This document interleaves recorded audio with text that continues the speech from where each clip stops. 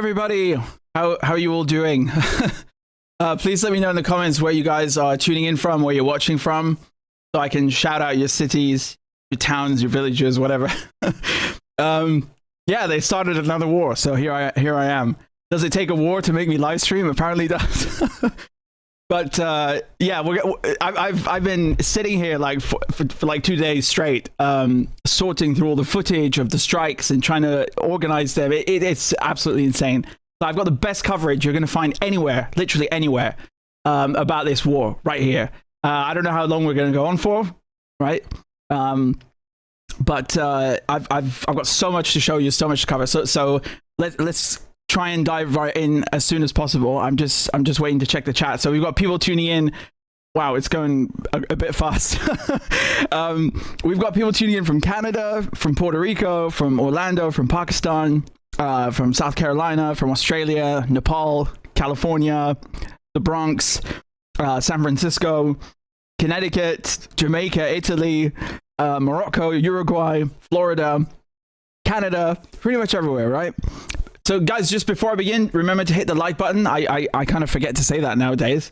But yeah, please make sure you hit the like button, and thank you to everyone who's still supporting me while I'm being legally persecuted, right? Like I'm still under quote unquote terrorism investigation, if you can believe that. And I'm trying to use that time to finish the book. So thank you to everyone who's still supporting me on Patreon and PayPal and back in independent journalism. Thank you. So let's dive right in, okay? Give me a second. You should be able to see that on the screen, okay? Yeah. I'm just going to center it for you because they're all kind of mixed up in terms of aspect ratio, but yeah, that should be okay. Right. So what I've done differently from last time. When I say last time, I mean the first 12-day war. Last time I sorted through the attacks by wave, okay? Because Iran were launching these waves of attacks, and they still are. But this time I've gone through them, not chronologically, I've done it geographically, okay? I've done it by country, because Iran have hit so many countries, it's insane. But yeah. Israel and the United States have attacked Iran. They've followed up on their 12-day war and now turned it into...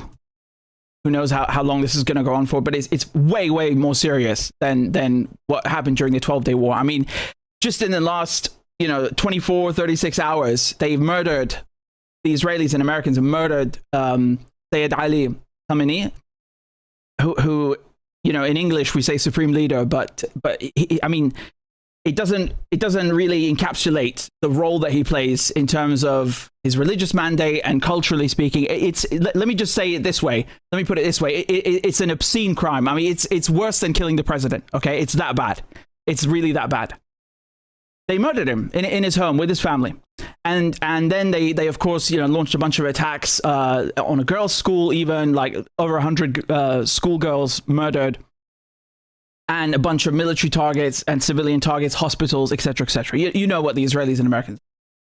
And so in response, Iran have struck all of the US bases in the region. I mean, we're going to go through them one by one, okay? We're going to start with Bahrain. So in Bahrain, you have the United States Navy, the Fifth Fleet specifically, stationed out of Bahrain, out of Manama, the capital. And,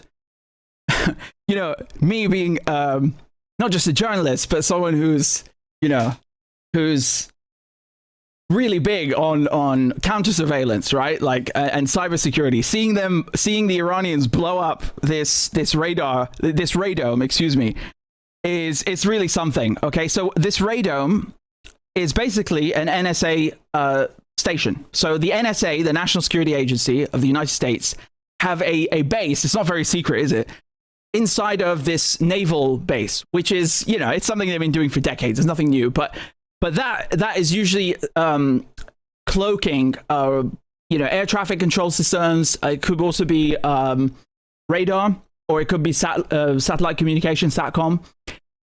It costs a lot of bloody money, and just no air defense, nothing, just gone. It's absolutely insane. And the videos coming out of it.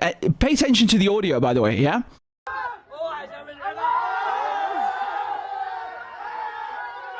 You notice how in every video people are cheering. What does that tell you?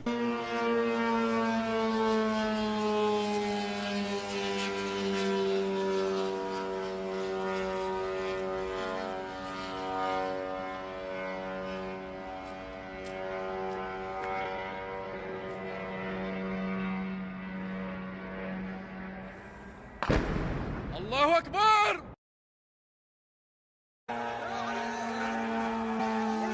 That's the same attack, it's just from a different angle, yeah?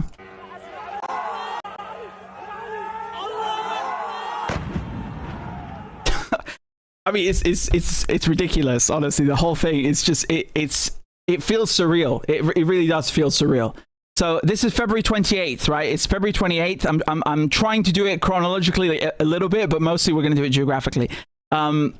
Here's another angle of one of these. You see the Delta Wing. This is the Shahid drone that the Iranians created, and the Americans actually copied. Yeah,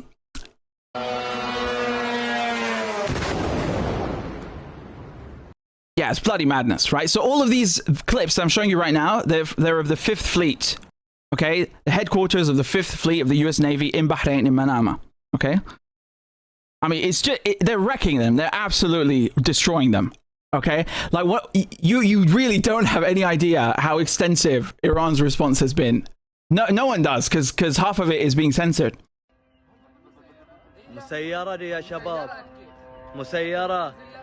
مسيرة اضرب اضرب اضرب اضرب اضرب اضرب اضرب. Right, so that's a radome being taken out, and they're basically saying اضرب, which means like you know, hit it, basically hit it. Every single video that you see is extraordinary, whether it's in Bahrain or it's in, you know, it's filmed in Gaza. Every time people see Iranian drones or missiles overhead, they start cheering. What does that tell you about how people in the region feel regarding the United States and having US bases on their soil? It tells you that they don't fucking want them there, do they? ضربة جديدة. أوب يا علي مدد. ضربة جديدة. يا علي مدد. ها شوف الكلب يهرب. الكلب يهرب. مريك. So in the video, the guy who's filming this, right? You can hear the blast in the background. He's saying, "Oh, there's been a new hit," and he's saying, "Look at the dog running away. That dog is America." That's what he just said. So then, I'm showing you something else now. This is the Grand Air Hotel, okay? And this was also hit. Look at that.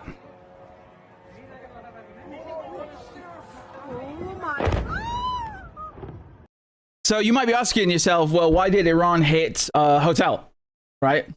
What are they, Israeli?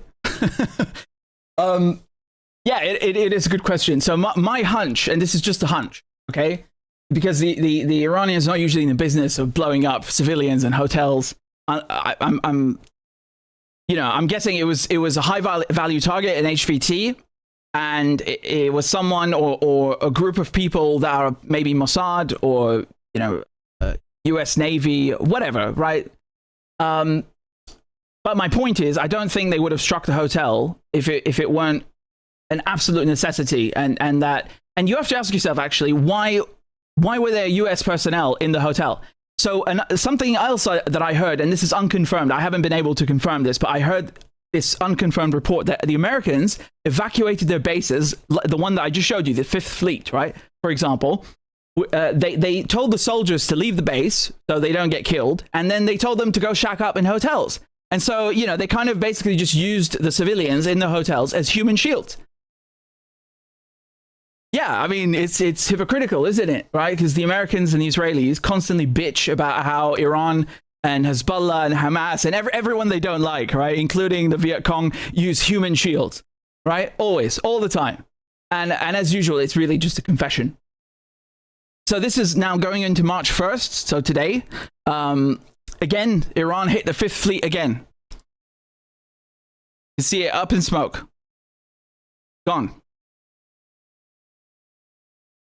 Right? This is just now, like in the last couple of hours.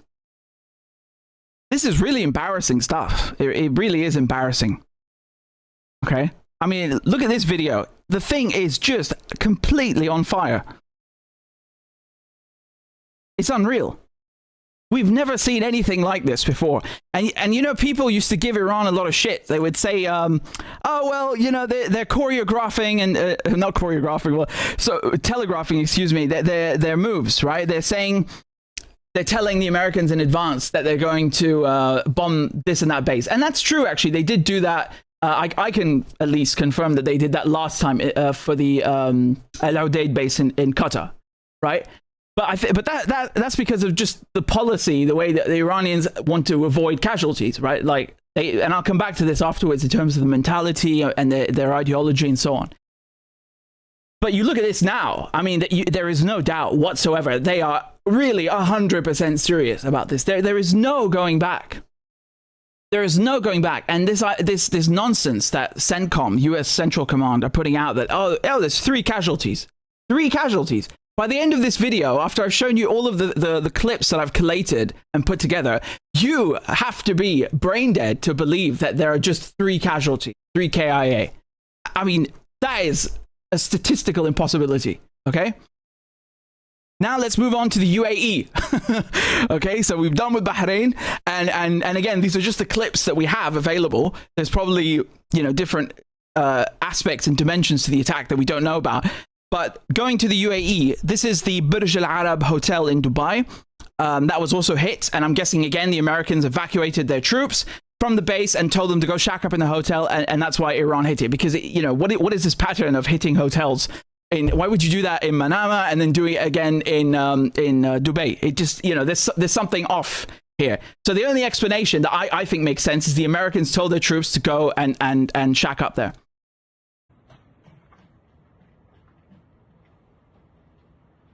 Now, there are other reports that, that Iran didn't hit the hotel. It was an interceptor, and the interceptor, you know, broke off into pieces, and some of those pieces hit the hotel, and then it caught fire. That's the other explanation. And that's also very plausible, but I don't think it applies necessarily to Burj Al Arab. I would say maybe more with Burj Khalifa, that hotel, right, which was also damaged in this clip you can see.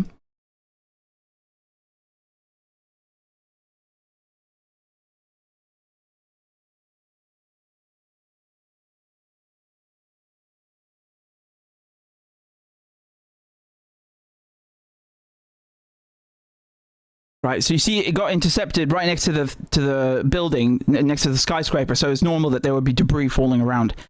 Yeah, just going back to where we were. So here, this is Palm Jumeirah, okay, the area that was also hit and damaged.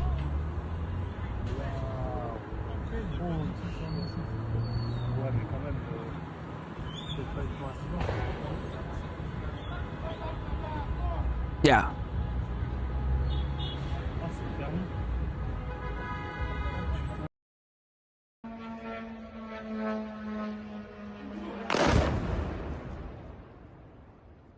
So that noise you can hear, the loud toothbrush or motorcycle, it's a drone. Okay, if you want to compare it to something. Moving on to Jordan. Jordan also got hit. Okay, and they hit the Ezra air base, right? So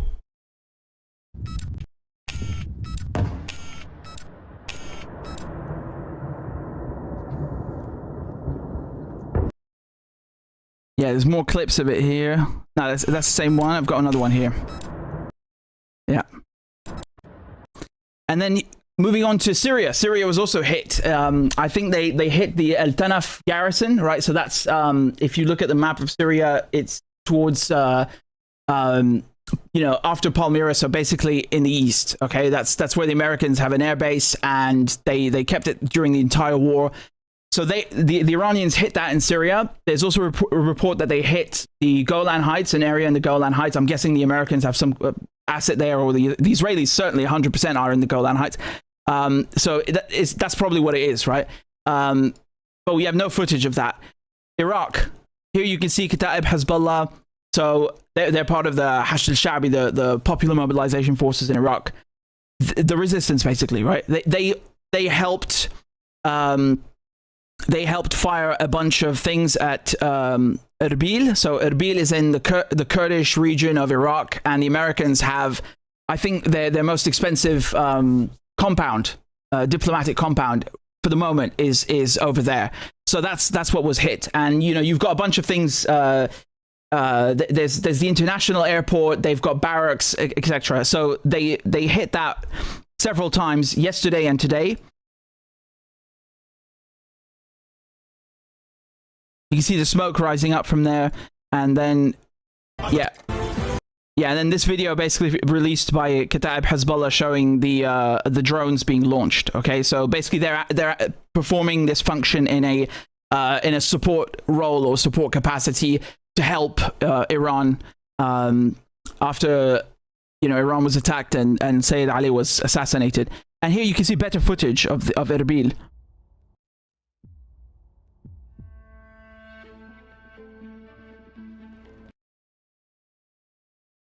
The place is absolutely on, I mean, it's completely on fire, right? And here you can see other missiles being fired by IRGC ground force, okay?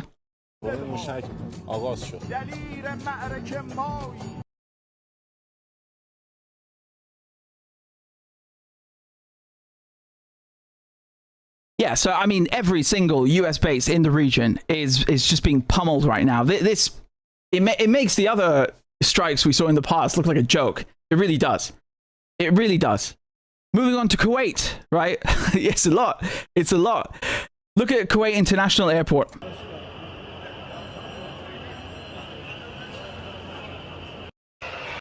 I mean, it's completely in tatters, right?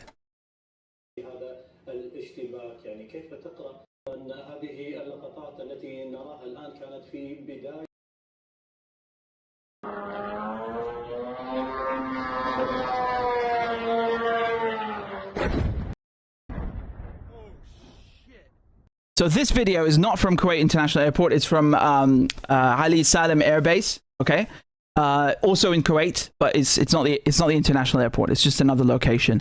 You might be asking yourself, well, why is Iran hitting the international airport? I'm guessing because once again, it's those, every Israeli accusation is a confession. So they accuse Hezbollah of putting weapons in the Beirut airport. It turns out really that the Americans and Israelis are putting military assets in Kuwait International Airport or adjacent to it. As a matter of fact, we do know that they have in all of these countries adjacent military facilities next to the civilian airport, right? So the problem with that is that you're going to be precise and you're not necessarily going to kill anyone, but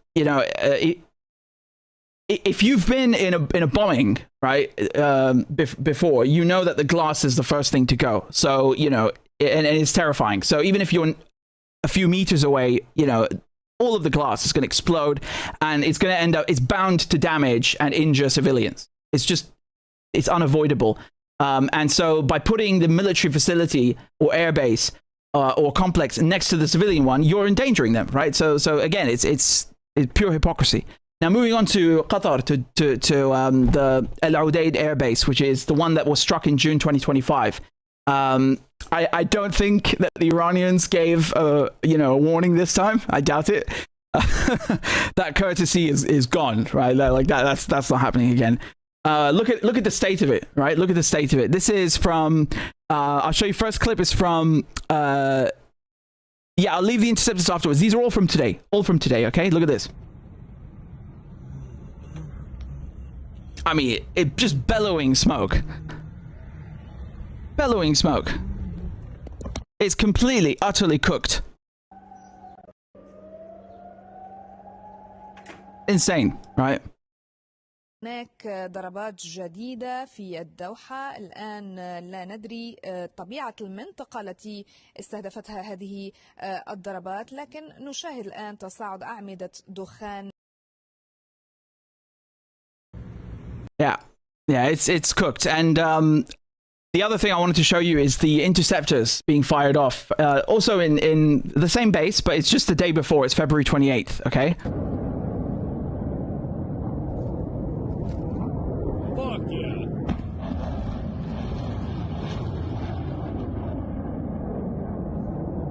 So in addition to that, Saudi Arabia and Oman were hit as well. This is a really long list. It's honestly insane.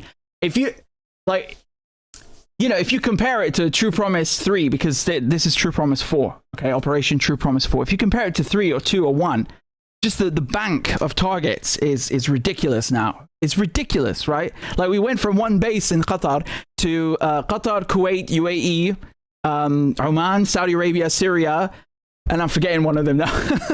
I'm forgetting another one. Cyprus. We're going to talk about Cyprus in a bit. It's absolutely ridiculous, right? Here's the clip from Saudi Arabia. Where did I put it? Here it is. Right. So this is King Fahd Air Base, okay, and it's located in Mecca province, and you can see the smoke bellowing out of it after it's been struck. الملك فهد مضروب الشارع. شوف الملك فهد الشارع مضروب. هذا الدائر السابع. Right. So the Iranians are really not playing around, and I think they left Oman for today because when it comes to Oman is kind of like a special case in the region, in the sense that they're, you know, you look at the UAE. The UAE are like, it's basically the Arab version of Israel. When it comes to Oman, though, Oman are very neutral. They have good ties with Iran. They're very, very chill, you know, very down to earth in terms of their politics, foreign policy. And I think Iran didn't want to hit them at all. But, you know, it's a war, and there are assets in the vicinity. And so that's why they left it to today, right? But on February 28th, all of those countries got hit. All of them. Iraq, Syria, Saudi, Dubai, right? There's a UAE, excuse me, Qatar, you know, they all got hit. They all got hit. So, yeah, and you can see on this map, and Jordan, of course, right, and Kuwait. I'm getting lost. Like, you can tell I've been here for like 2 days putting this together. It's unbelievable. I mean, this is unprecedented, and we haven't even talked about Palestine yet. We haven't even talked about Palestine, which is the main, you know, the main target. Occupied Palestine, I should say.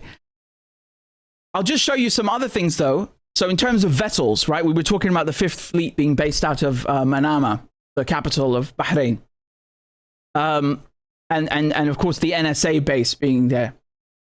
What happened is the Iranians also struck US and UK oil tankers, right? And they also struck, in addition to that, a US vessel in the Indian Ocean. And they also struck the Abraham Lincoln, the USS Abraham Lincoln. Now, if you go and look at CENTCOM and what they're saying, US Central Command, they're saying, oh, this is complete fake news and blah, blah, blah. And that might work on someone else. But, you know, unfortunately for them, I covered, and you remember this, it's on the channel, when Yemen hit the USS Eisenhower, right, which was also just next door, and they lied about it. And how did they lie? How did I catch them? Because the captain, like a fool, he went on his Instagram. This is the captain of the USS Eisenhower. He went on his own Instagram and he took an old video of the flight deck, right, where the planes land on the aircraft carrier, and he posted it, like, you know, a few days after Yemen had announced that they had struck his ship. And the only possible explanation that you would, you know, that you would attribute to this behavior is that he is covering up the damage. That's why he had to go and pick an old video of the flight deck and post it as if, you know, without saying at all that it was old footage. So when I hear from CENTCOM that, oh no, Iran didn't touch, they didn't even get near the Abraham Lincoln, I think that's a bunch of BS. That's just my assessment. I don't have any proof, right? But the only proof I have is they have a history of lying about their ships being hit in that exact region. So I think that, you know, that should be taken into account. Besides, who are you going to trust, me or the Americans? I'm just kidding, because most of you are American anyway, but you know what I mean. We're talking about CENTCOM specifically. Here, you can see their tweet, US Central Command, right? Saying, oh, it's a lie. I think that it was struck, and they're hiding it. So, in addition to that, what else happened? Christ, I mean, this is really, it's spinning out of control. Yeah, they've been shooting down drones like fish in a barrel. It's quite astonishing. And I've seen in Iran when I was there, right, they have in this aerospace museum, they've got a bunch of drones, right, and carcasses basically of American hardware that they've shot down. And it's so funny because Obama like wrote them a letter and asked for it back. I mean, it's unreal. Anyway, This MQ-9 was shot down in the last 24 hours by Iran, and we have the footage, and the precision of it is so astonishing. Like I said, it's fish in a barrel.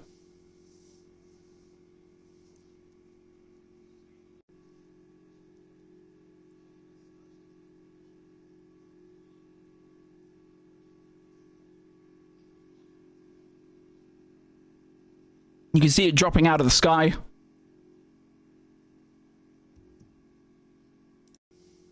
Yeah. So that's just one clip that we have. There's also, I also saw a bunch of photographs of Hermes Israeli drone that the Iranians had shot down. Sorry, I don't have it on. I've got 10,000 things open. I don't have that particular one right now, but I saw it. So yeah. And of course, like, you know, we have to talk about the nuclear aspect in a second, and I'll get to that. But just to wrap up the aspect of the U.S. bases, right now, as I'm speaking to you, they're still pounding these bases. You have to understand that this wasn't like, oh, Iran hit this base like, you know, once or twice. No. It's round the clock. Okay, I know it's only been a day and a half, but they're really not stopping, and it's getting worse and worse, and it's getting crazier and crazier. Every time there's new footage of these bases coming out, they look even more torched and scorched than they were the last time around. So, you know, I'm trying to stress the importance and impress upon you the gravity of what has just happened. Okay, like this is really, it's like the Iran war. You know, the Iran war that we always thought was or knew was coming someday, right? Because the neoconservatives wanted that, Israel wanted that. Here it is. It's here. This is the real thing. The 12-day war wasn't the real thing. It's this one. It's this one. Okay. And of course, the economic aspect. I've got so many things to talk about, right? Like, I'm trying not to spoil it, but they've shut the Strait of Hormuz. We'll come back to that later. But I just wanted to show you what has happened to the American bases in the region, which have been hosted by these Arab kingdoms, which, by the way, these Arab kingdoms, we have to be honest, they're not real kingdoms, right? Like, you know, you might get the impression that these are like actual countries. They didn't exist 100 years ago, right? Like the UK created them out of thin air, like, just like Israel, for two reasons, really. You know, it's basically you're putting a crime family in charge of a spot which has tons of oil, and then asking them to give you the oil and host one of your bases there. So those are the two reasons. It's give us your oil, and let us put troops on your soil, quote unquote. Yeah, but that's why the UK created all of these kingdoms. Okay, they don't have, you know, you can't trace back the UAE 4,000 years ago the way you can with Persia or Iran. You just can't, because it didn't bloody exist. So these kingdoms are not only dictatorships, but they're just fabrications. And weirdly enough, no one talks about liberating them. No one talks about, you know, overthrowing them. They didn't experience the Arab Spring. How convenient, how weird, right? How interesting that it was mostly the anti-Israeli Arab states that experienced the so-called Arab Spring, and not these despotic regimes. How interesting. So you know, anyone who understands this region, who really understands it, who understands it geopolitically, culturally, and historically, always knew that one day there's going to be a comeuppance. There's going to be a reckoning for not just this despotic aspect of being, you know, a dictatorship, a monarchy, not that, but mostly, especially hosting these bases, which have been used to attack Iran now, which have been used to attack Iraq in the first Gulf War and in the second Gulf War, and which have been used to attack Syria.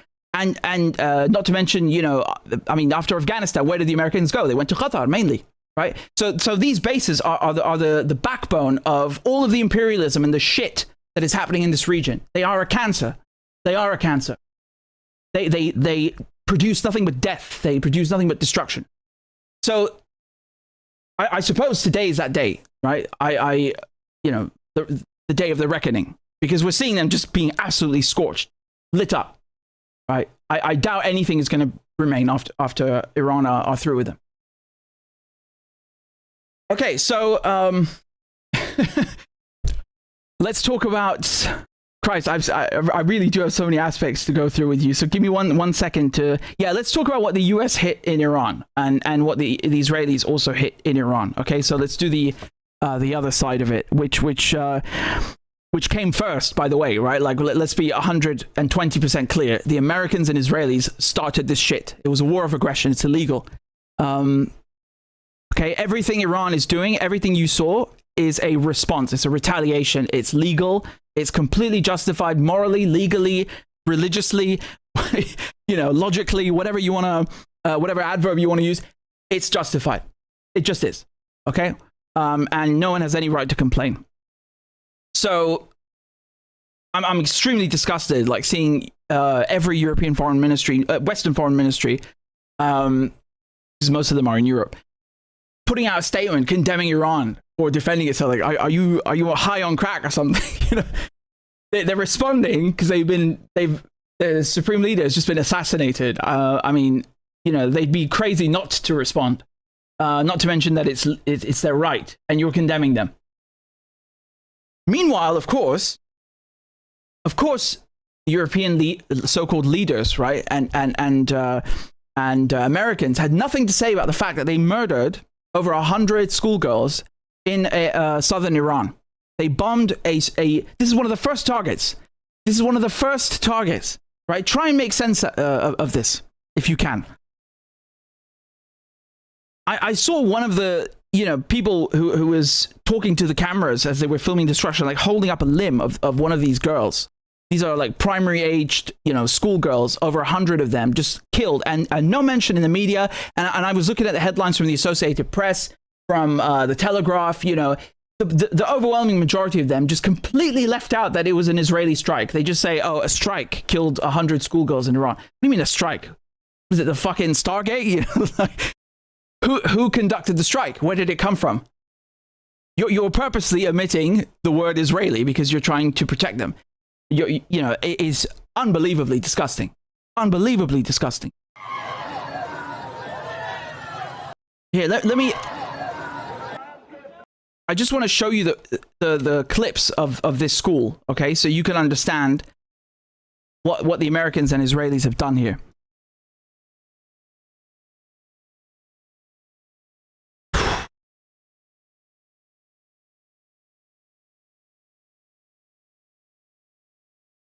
Here.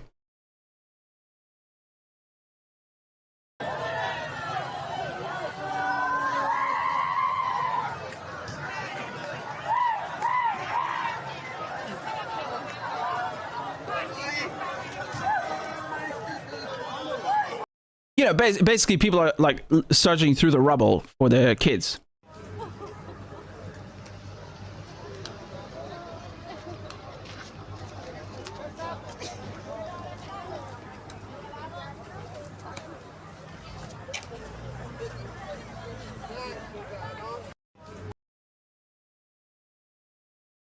Do you need to see any more? I'm not sure I can actually show it because they'll, start some nonsense because of it. But the images are very bad. It's really that bad. I've seen the death toll reported as 115. Some people are saying it's 160. I mean, like, it doesn't matter at this point. Is 115 like better than 160? It's an atrocity either way. And you don't make mistakes like this. I don't think this was a mistake. I think they did it on purpose because the Israelis kill children every time they breathe and cough. They kill children. It's their thing, right? It's their thing. They love murdering children. Did we not see them do that? Like kill 20,000 children in Gaza? It's their modus operandi. It's their MO. It's what they do. They are child killers. Of course they would bomb a children's school. That's what they do. It doesn't have any military value. It doesn't need to have any military value. And then you see this posturing, right? This bullshit bravado from the Americans, from the White House and the Pentagon. On, no mention of the people they just massacred. Oh no.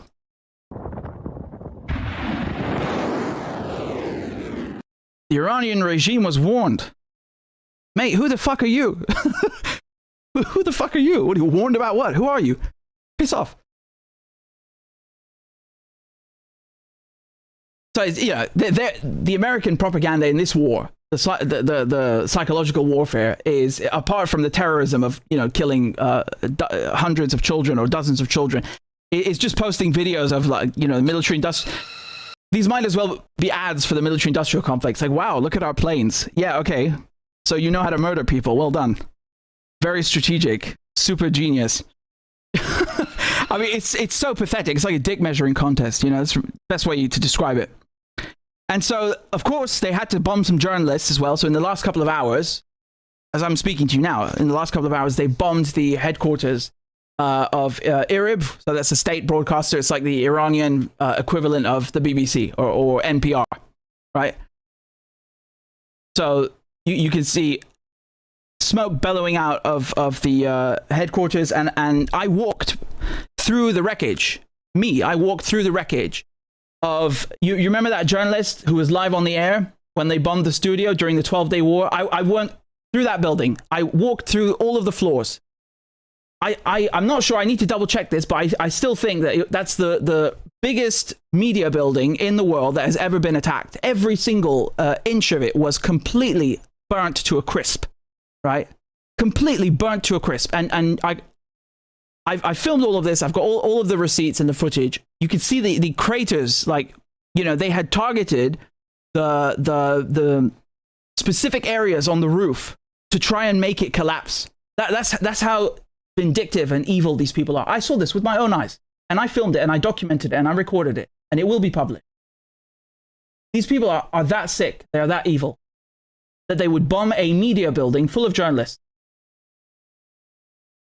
And so they're at it again. And in the last couple of hours, they've gone and bombed the hospital, the Gandhi hospital in Tehran.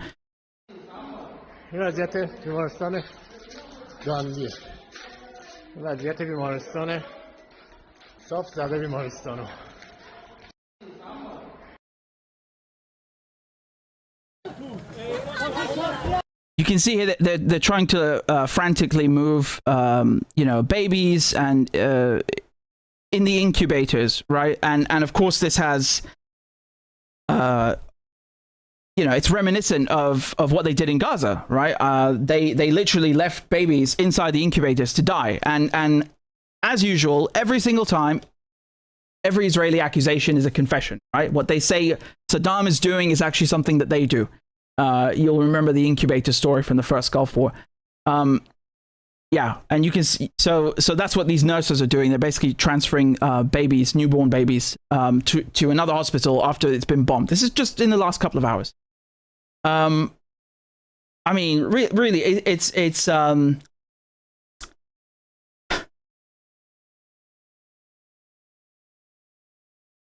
sick. It's really sick. And if you did 1% of this to them, right? If Iran bombed a hospital in the United States, they would fucking scream bloody murder and never shut the fuck up about it until, the time had ended and the sun had swallowed the earth up. They wouldn't shut the fuck up about it. But it's okay for them to do it all the time in Lebanon and in Syria and in Gaza and in, Iran. That's totally fine, right? You fucked around, now you're going to find out. I'm talking about the bases, of course, which is legal. But look at the difference, the resolve that Iranians have. And again, I'll come back to this in terms of the mentality, the ideology, the mindset, because it is central to this whole story. It really is. And very, very, very, very few people in the West, especially among journalists, understand this at all. But look at the resolve. Like, these people are standing in the street. They don't run to the bunkers like the Israelis. The Israelis scurry into the bunkers and hide in shelters. And of course, that makes sense if you think that this is your only life and, everything should be material. And, your ass is number one and nothing comes before you and your skin, saving your skin. The Iranians stand in the street as they're being bombed and chant God is great. Like, look at the difference in terms of religious conviction and mental fortitude and character. It does say something. It does.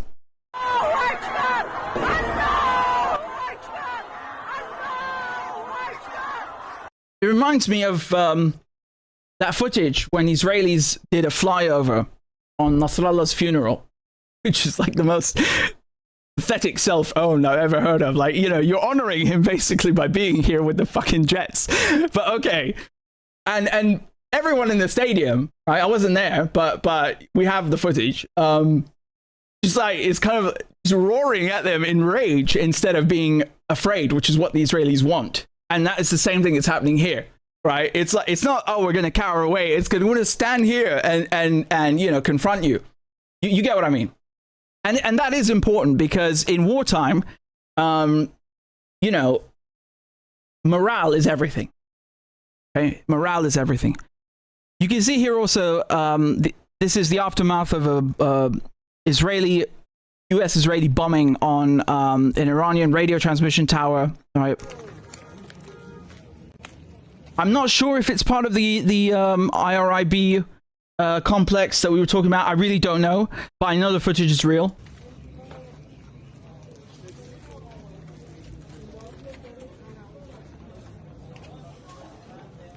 You know, this is a familiar sight, okay? I mean, you know, you go to South Lebanon, you go to southern Beirut, you go to Iran, you go to Syria, and this is what the Israelis and Americans contribute.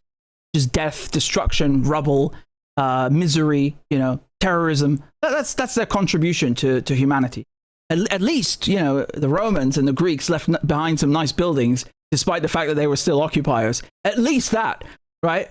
Not these people. No. It's destruction all the time, 100%. And if you fight back or you even open your mouth, right, they will scream bloody murder, like you know, like the softies that they are.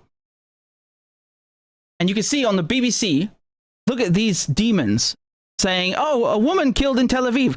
What about the girls that I just showed you, the girls' school? What about the media building that I just showed you? There's 100 schoolgirls killed alone in just in that. Like, forget, for example, the fact that Sayyid Ali Khamenei's granddaughter, excuse me, and his wife, if I'm not mistaken, but certainly I know for a fact his granddaughter was killed in the house, right, during the strike. They murdered her as a child, a baby, a toddler. You took the time to write about one single woman, singular, right, in Tel Aviv. I'm pretty sure you could have written about Sayyid Ali Khamenei's granddaughter, right? You know, bit notable, no? Or the 100 schoolgirls. Of course they're not going to do that. It's part of the whole dehumanization. That's you know, it's part and parcel. We know that. But my job is to point it out nonetheless. So this is the caliber of journalism. And by the way, just as a side note, a few days ago, we get confirmation of something that, you know, I have known all along, that the BBC are controlled by MI5, the MI5 vet who gets to work at the BBC. It's so obvious, and you know, nonetheless, it's good to have confirmation. But what do you expect, right? This is an MI5 run outlet. It's a bunch of spooks. And then they want you to pay them on top of it. The fucking nerve. They demand money so that they can lie to you. I mean, this is really something.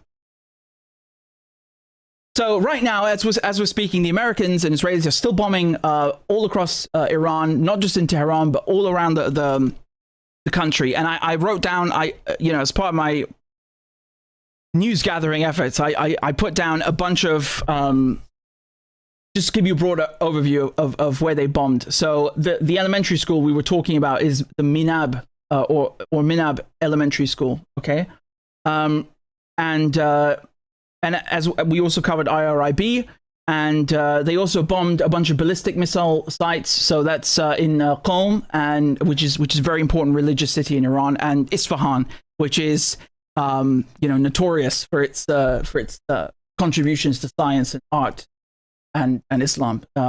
If you're into, you know, history and architecture, but it also has one of the most important nuclear sites. You know, that of Iran, and in addition to that, of course, various other military facilities. So we'll come back to the nuclear issue, right? But what they targeted in Iran, in Isfahan specifically, was you know, basically mostly stuff to do with the ballistic missiles, and then also they hit the naval headquarters of the Iranians, and they hit Tabriz, and they hit Mashhad. So those are two airfields, right?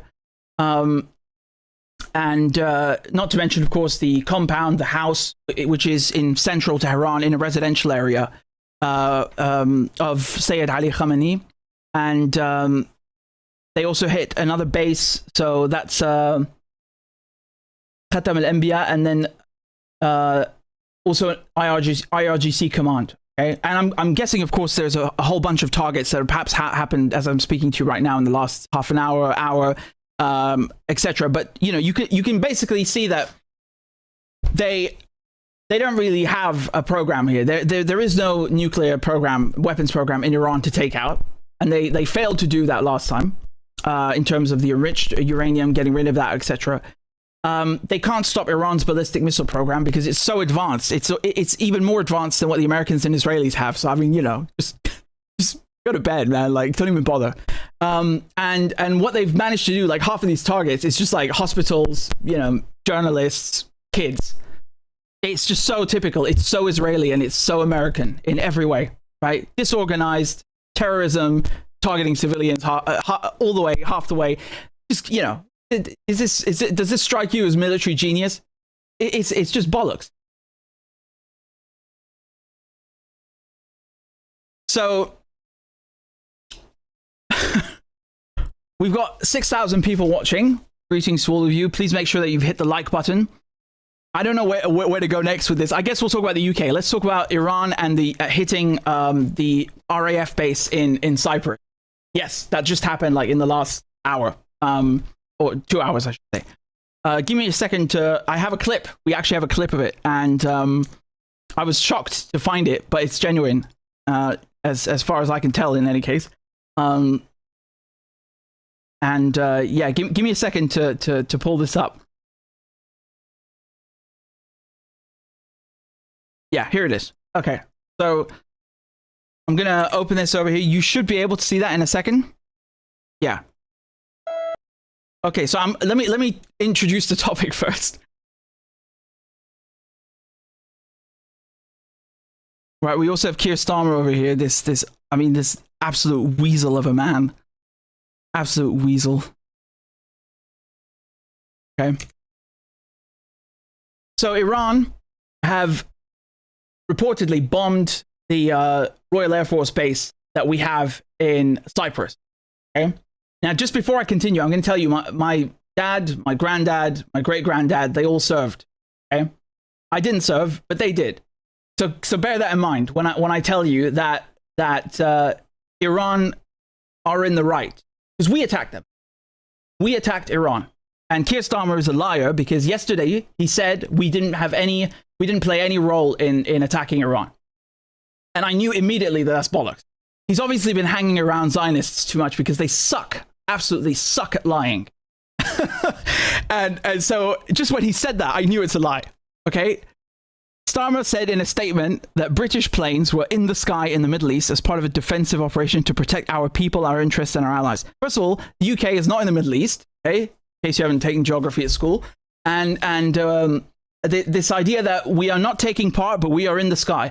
Well, what are you wasting fuel for then? What the fuck are the planes doing in the sky if they're not part of the operation? What does that even mean? Why are they in the sky? You're just wasting fuel? And then he has the nerve. Look at this. The UK, right, along with Germany and France, have the nerve to tell Iran to refrain from indiscriminate military strikes. Really? First of all, I haven't seen any indiscriminate military strikes from Iran, which is really saying something because you just slaughtered their supreme leader and 100 schoolgirls, not to mention bombing hospitals and journalists. So their restraint is formidable at this point. It's commendable. But you haven't mentioned or condemned or even, questioned the slaughter of 100 schoolgirls in Iran by the United States and Israel, which you're supporting. So basically, you slaughtered them. As far as I'm concerned, and as far as international law is concerned, there is no difference between who is doing the bombing and all of the actors that support the bombing. There is no difference under international law. There is no distinction. It's very, very important to understand. So when I'm saying, well, Iran are in the right, I mean that from a legal sense. And of course, there's the moral sense and the logical sense, but legally speaking, if you give a paperclip, right, you give a screwdriver, you give a nail to support whatever war of aggression or attack or war crime is happening, you are complicit. You are just as responsible as the person doing the crime. There is no difference. Okay, this is very, very important. And then he has the nerve to say Iran can end this now, and he gets better. I mean, so punchable, right? Like, he was already punchable, but this is just like taking the piss, right? And then he says Iran must return to the negotiating table. Oh, well, it just so happens I'm an expert in the Iran nuclear dossier, right? I've covered it for 5 years. And they were at the negotiating table, which of course you know because you're the prime minister. I mean, how insulting, how utterly insulting, the goddamn nerve to be, to tell someone who's been raped, who's been attacked, who's been assaulted at the fucking negotiating table to just go back to the negotiating table. Why don't you go to hell? How about that? And then, of course, we have the sob stories. Get ready, okay? Oh my God, the Iranians, they almost hit us. Well, my suggestion, again, this is just a suggestion, is you can maybe just not have UK troops on the other side of the planet. How about that? Right?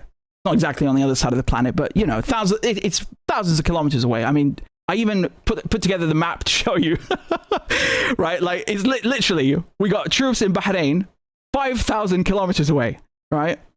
And this bastard, right? I'm talking about Starmer and also the defense secretary, have the nerve to say, look at this. They say that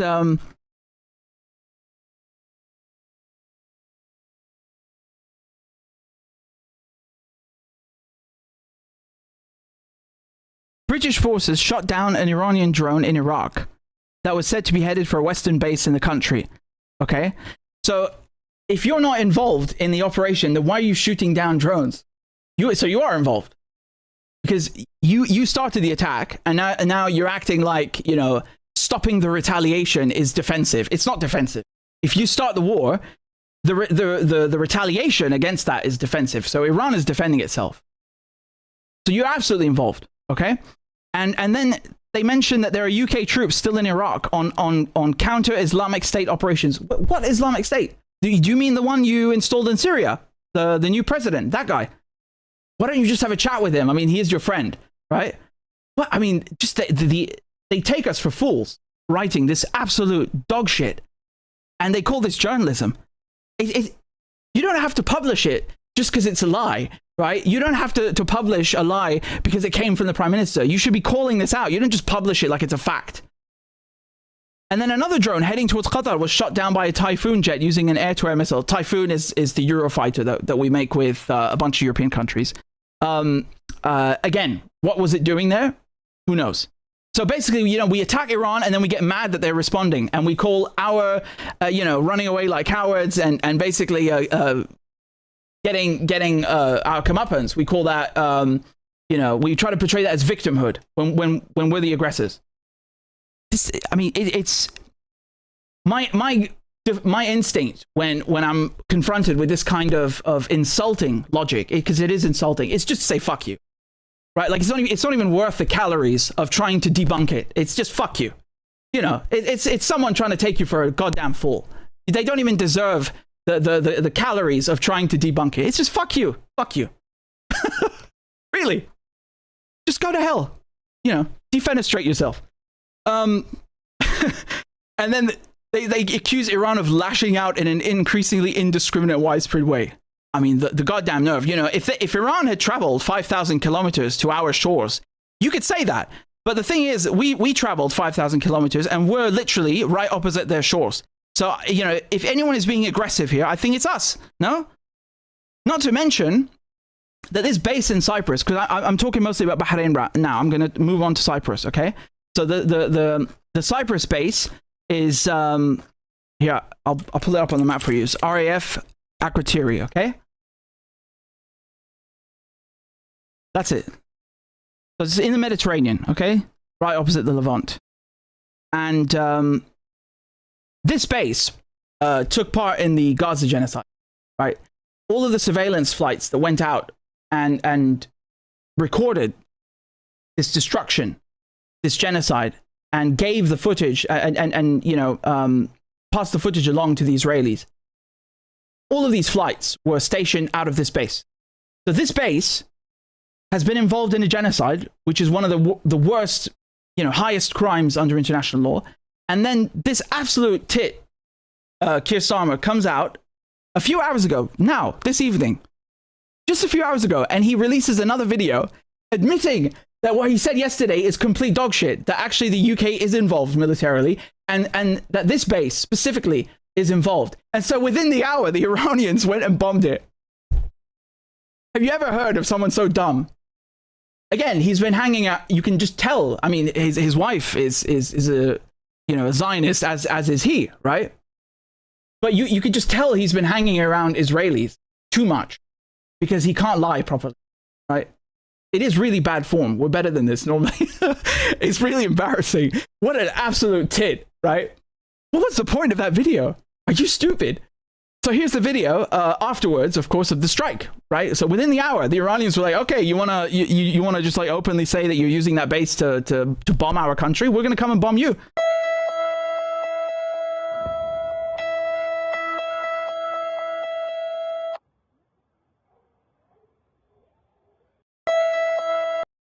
Right, it sounds like an Amber Alert or something, but that's the only footage that we have for now. So, I mean, it's just really embarrassing and criminal. All of this, the whole, just the foreign ministries condemning Iran for defending themselves. The whole attack itself of even participating in it. And there's another newspaper article I read, another report about how Donald Trump called Starmer and like he just in an hour or gave him the okay to take part in it. So I mean, even Tony Blair was like harder to played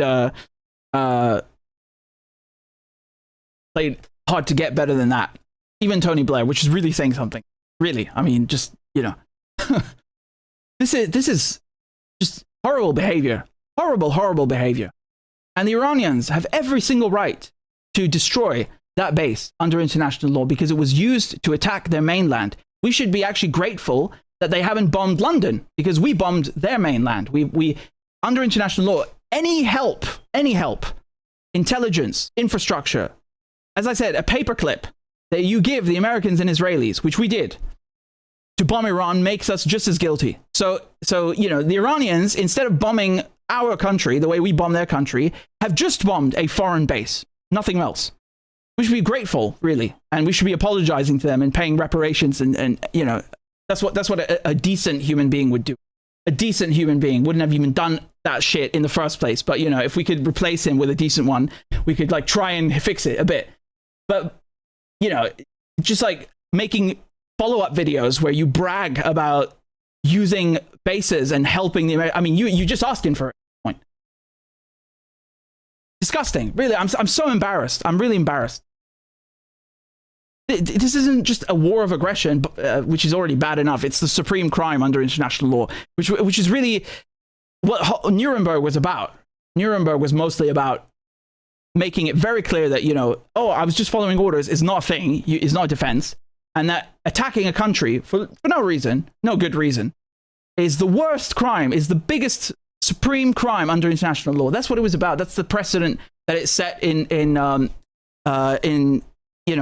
international law, and in the contribution that it made to how we view the world post 1945. That's really the defining characteristic of the whole tribunal. It's that attacking another country, the way Germany did, is the worst thing you can possibly do. And now we're doing the same thing to Iran.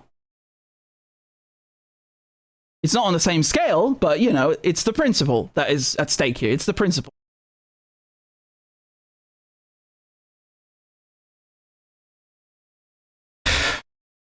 So let me move on to the next segment. And I'm sorry, I kind of just want to get through them. I haven't read any of your PayPal donations yet or whatever. But let's just kind of get through them. And because I've got a lot to talk about. Yeah.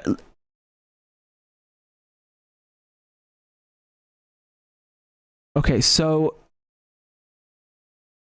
let's talk about Khamenei. So, or Sayyid Ali for short.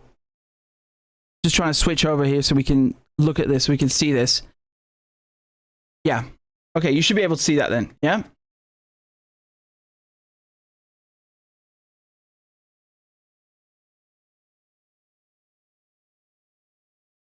So one of the main targets for this war of aggression that was started by Israel and the United States, Iran, was Sayyid Ali Khamenei, who is the chief religious authority in Iran, and he doesn't just play a religious role. It's difficult to kind of encapsulate in English, but the mandate that he carries, it goes past religion, right? It's almost cultural as well. If you want to draw a comparison between a Western equivalent, I guess you could say the Pope, something like that, okay? Vaguely. But the point I'm trying to impress upon you is that killing Sayyid Ali Khamenei is so extraordinary as a crime. It's really worse than if you had killed the president. Like, killing the president wouldn't have been this bad.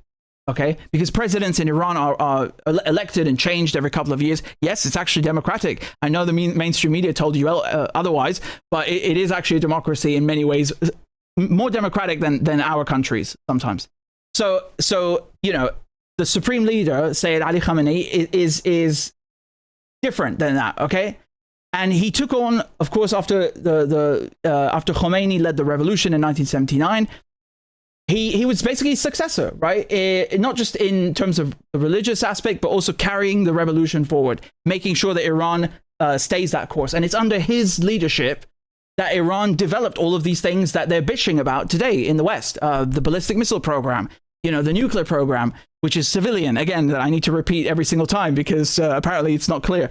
And the network of the axis of resistance and supporting the Palestinians. Because Khomeini was only there for about 10 years, right? And for the most part of the life of the Islamic Republic of Iran, it's been Khamenei, not Khomeini. So it's that is the significance. Do you understand? So he plays this role. He has this aura of a revolutionary, and it's not just me saying that. You just go around the world. You go to Cuba, you go to South Africa.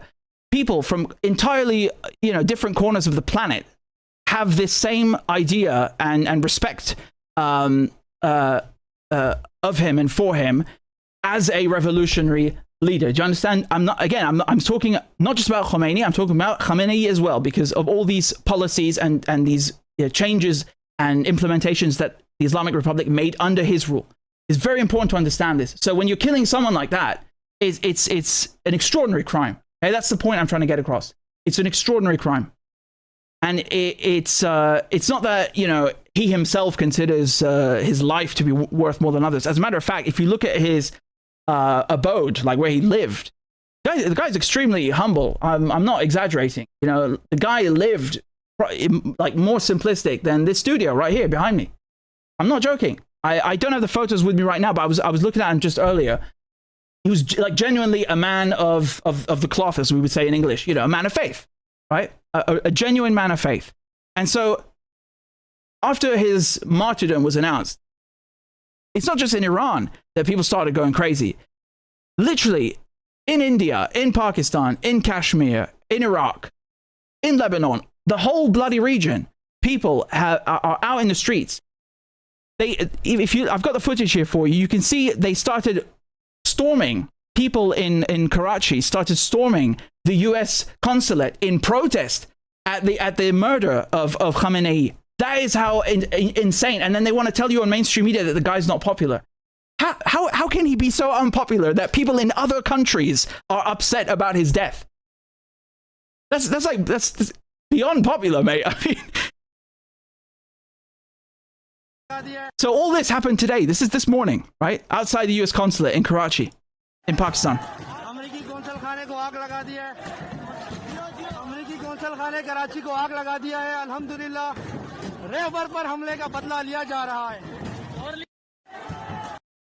And it got very bad, huh? The Americans killed I think 22 is the death toll, right?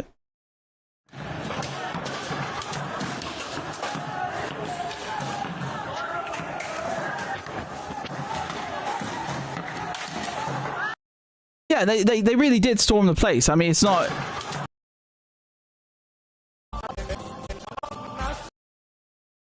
So these are the funerals. These are the funerals that just took place right now, this evening, a few hours ago, of the people who stormed the embassy, the consulate this morning. Okay, so if I'm not mistaken, the Americans shot dead about 22 protesters. Did you even hear about this in the news? Did you even hear about this in mainstream media? They won't tell you a thing, right? They won't tell you a thing. And you can see in Iraq, people also just storming the green zone. So the green zone in Baghdad is it's not just the U.S. embassy, as the name implies. It's a zone. It includes the U.S. embassy, but it's a much larger complex than that. It's absolutely enormous. And regardless, the point is it's a diplomatic premises, right? Vaguely, the Americans like to color outside the lines. The point is the same, that people in another country were so upset at the assassination of a revolutionary religious man of faith like Khamenei that they stormed the American diplomatic premises in their own country. Okay, do you understand how significant that is? I mean, I don't know about you, but I can't think of anyone who has that same kind of stature or respect in other countries that would command that kind of response if they were to be assassinated. It's quite rare. It really is that rare. You'd be lucky to have your own people get that upset. Never mind people in your country and in another country, and then other countries, plural. So it's very important to point this out because there's so much disinformation and lies about Iran. It's just the whole picture from the cultural aspect to the nuclear program is warped and skewed. So I do want to take the time to dispel it and correct what mainstream media or colleges and academia would have you believe. So this is from the Green Zone this morning.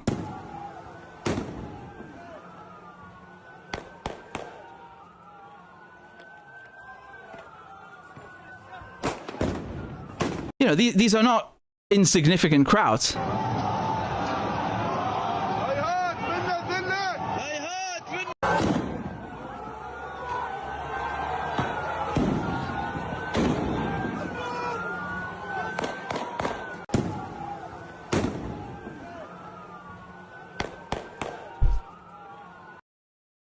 Can you imagine anyone giving a shit like that for Donald Trump? Fat chance, honestly. I mean, really. Good luck, really. He'll be lucky to be put on a coin. I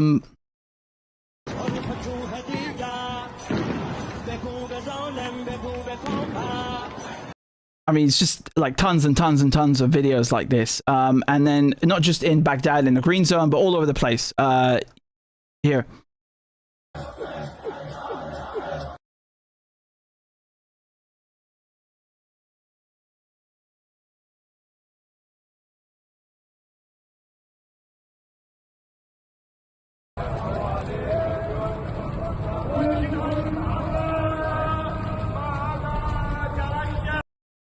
All over Iraq, and then also in here in India. Okay, also footage from there.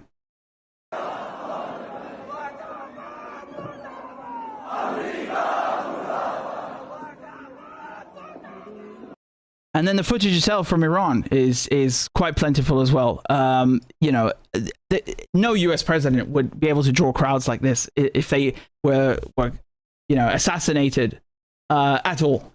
Really, it's not happening. Okay.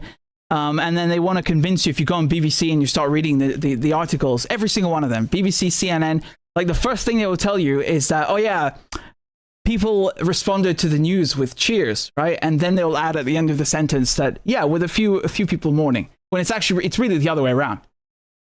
Like, show me these videos of people cheering. Where are they? I'm bringing collated evidence of my claims, right? I present everything to you, right? It's right there. It's right here. We're going through every single clip, right? I have the location, the date, all of it. Where are your claims? You're saying people were cheering. Show me that they were cheering. Do you even have proof of this?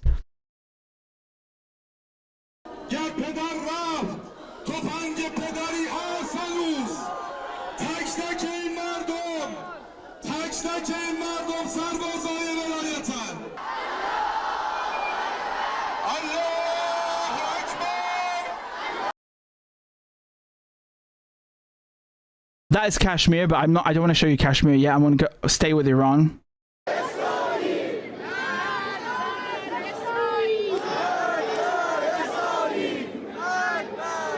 Right, they're chanting Magbar Israel. You can guess what that means. And then here, this is specifically, these clips are specifically in Tehran, okay?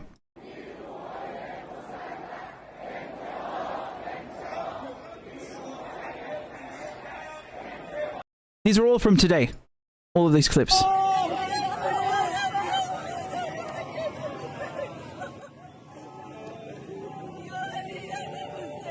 people are literally crying in the streets at this news. Yeah.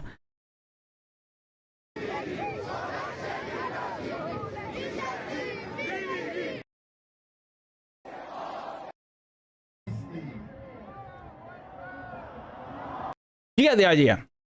You get the idea. This is the clip that I want to show you from Kashmir, this one.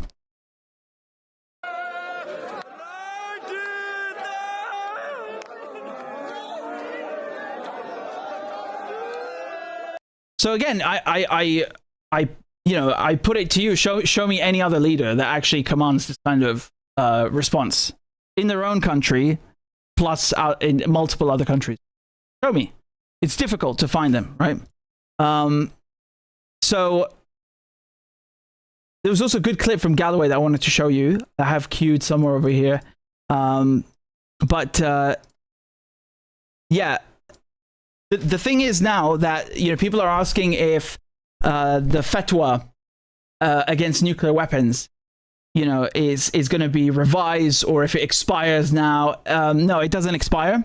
Okay, so again, a fatwa is a religious decree. Okay, because the Iranians actually have a religious decree against nuclear weapons. Yes, and again, I will come back to the nuclear issue in when we finish this segment. But no, it doesn't just expire with the cleric or because, you know, the supreme leader died. That's not how it works. And you know, the thing is that you look at Sayyid Ali Khamenei, you look at Nasrallah, you look at Sinwar, okay? All of these guys, they were killed on the battlefield, you know, on the front. Quite literally. I mean, you know, they're being assassinated. They kind of are the front, right? So Nasrallah was killed in Dahieh, in Beirut, right? In southern Beirut. And Sayyid Ali was killed in Tehran, and Sinwar was killed in Gaza. You know, he was literally fighting, like physically, literally in battle. So my point here is that you look at these leaders in the resistance who are all being killed on the front in battle, and then you compare that with Netanyahu, who's reportedly in Germany now, right? It could also be disinformation, to, you know, smoke and mirrors, counterintelligence, to just kind of fool people about his whereabouts, which would make sense. But regardless, you won't see the guy on the front lines at all. You know, Nasrallah's sons, for example, are also on the front right now. Netanyahu's son is in Miami. We're talking about a different caliber of people. We just are.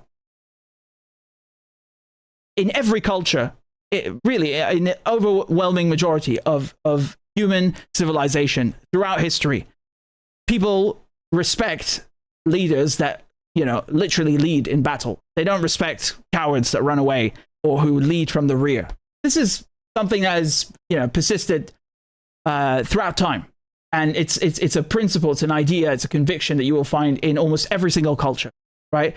The president, the king, the leader, whatever, who actually risks their life in battle against the enemy is worth following, because they're willing to get, you know, they've got skin in the game and they're willing to get their hands dirty. Coward is a coward. So we're talking about a different caliber of man. It's just an objective fact. It's not my opinion. It's a fact. Like these locations where they were when they died, these are all facts. And the fact that most humans respect leaders that actually, you know, are willing to die, this is also a fact. And there's a question now of whether Sayyid Ali Khamenei wanted to die.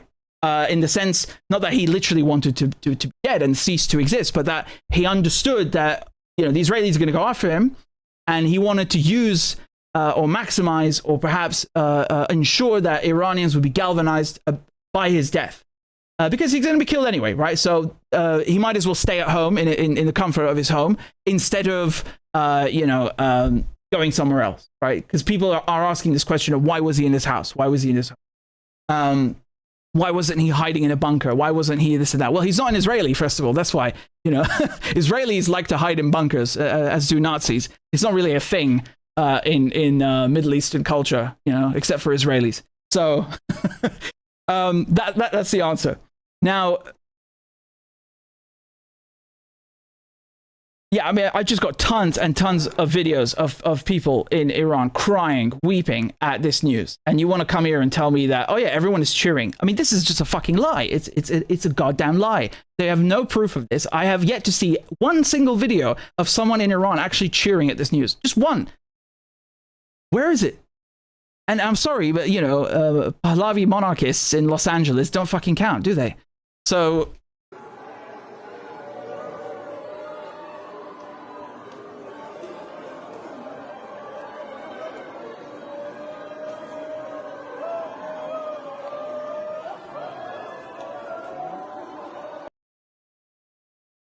I'm not here to convince myself. I know the truth, but I'm here to convince you and make my case.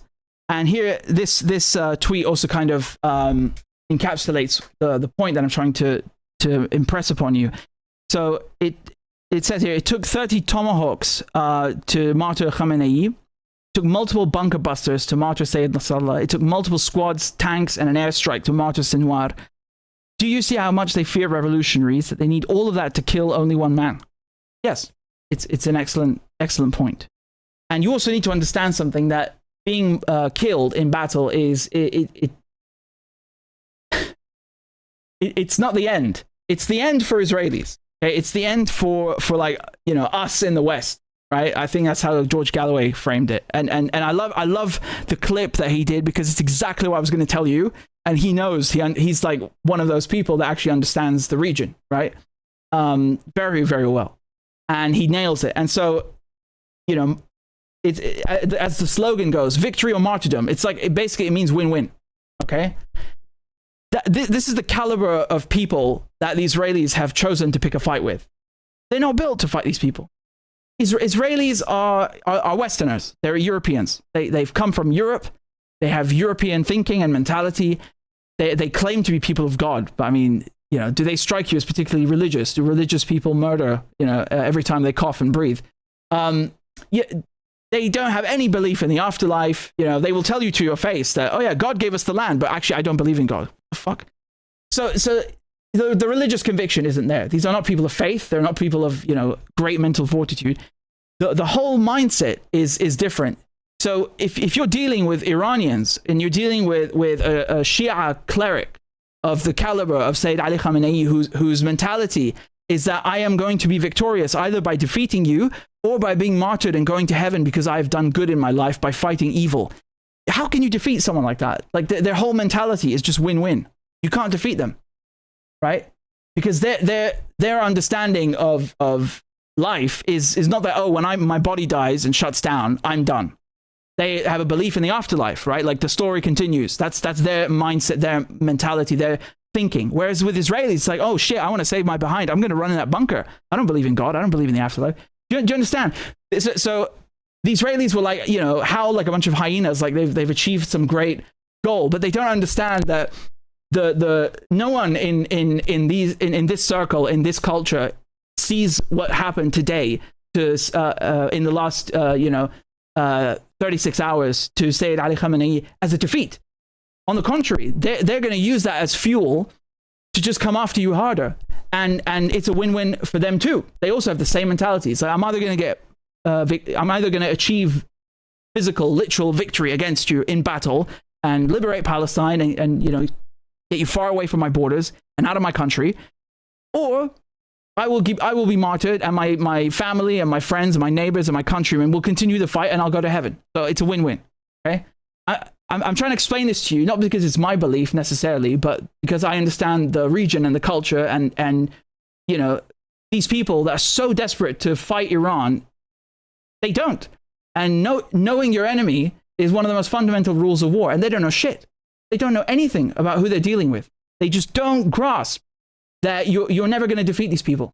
Not to mention the fact that, I mean, their culture is 5,000 years old. I mean, the nerve, honestly, of taking on them, like the arrogance of thinking that you can like extinguish them somehow is ridiculous, right? You know, the United States is not even 300 years old. It's not even a real country. So you understand, like the mismatch here is absolutely enormous. You will have another another Sayyid Ali Khamenei, in the sense that he will have a successor. They're going to decide that it's a three-body council, etc.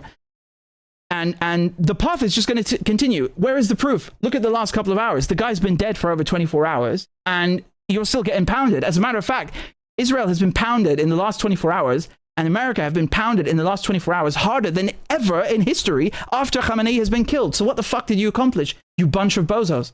You didn't. You fucked yourselves. That's all you've done. And you're very likely going to get a successor who is, again, I despise this stupid term, but quote unquote hardline even more than you know, Khamenei or Khomeini were. Okay. So this is the point I was trying to explain. Right? And we'll come back to the mentality, you know, of martyrdom and compassion and all this stuff when I talk about the nuclear weapons in a second, because it's also relevant there. It's like, why didn't Iran develop the nuclear weapon? Why? Well, I'll explain that then. But just the point I'm trying to press upon you is that killing Khamenei is not a victory, and that's evidenced by the fact that Iranian drones and missiles, as we speak, are raining down on Israel and US bases like clockwork. It's non-stop, and it's getting heavier and heavier and heavier, and there's nothing they can do to stop them.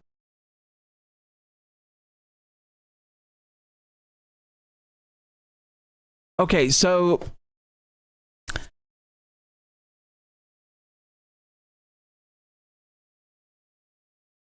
the nuclear talks, right? So I want to play this clip, okay? I want to play this clip and watch it with you guys. I haven't seen it yet, but it's part of my next segment about the nuclear talks that just took place in Geneva, okay? So let's listen to what the Iranian foreign minister had to say, and then I'll tell you a bit more about what they were discussing in Geneva just like, what was it, 3-4 days ago? Yeah. And they were scheduled to continue now in this is Monday. They were scheduled to continue this week in Vienna, and I was going to be there, but you know, every 4 years, or every. We've just reported that 40 senior commanders were killed in the first minutes of the strike. How much damage has this done to your military infrastructure? Well, we have lost some commanders. That is a fact, and the names are already announced. But another fact is that nothing has changed in our, military capability. This is exactly what happened last time. You remember in June when Israel attacked us, they killed some of our top commanders at the beginning of the strikes, but they were replaced very soon. And in less than 12 hours, we were able to start retaliation. This time, it was even, faster. In less than 2 hours, we started to retaliate by attacking, Israeli targets and American bases in the region, and we have continued to do so. So our military is in place. They are capable enough to defend our country. Even more, they are more prepared and capable than previous war, before 12-day war. Quality-wise, quantity-wise, they are in a better position. And I think you have seen how they, acted so far. President Trump issued a warning overnight, warning the Iranians not to retaliate. He said they better not do that. If they do, we will hit them with a force that has never been seen before. How do you respond? Well, I don't think any leader of a country has the right to say so. We are defending ourselves, and we have every right, every legitimate right to defend ourselves. What the United States is doing is an act of aggression. What we are doing is the act of self-defense. There are huge differences between these two. So one should tell, the President of the United States, do not attack, do not, make any aggression against another country. But nobody can tell us that you don't have any right to defend yourselves. We are defending ourselves, whatever it takes, and we see no limit for ourselves to defend our people, to protect our people. Just look, yesterday they struck against a school. So far, 148 girls, students have been killed. And this is a big massacre. This is a war crime. And you say we don't have any right to defend ourselves?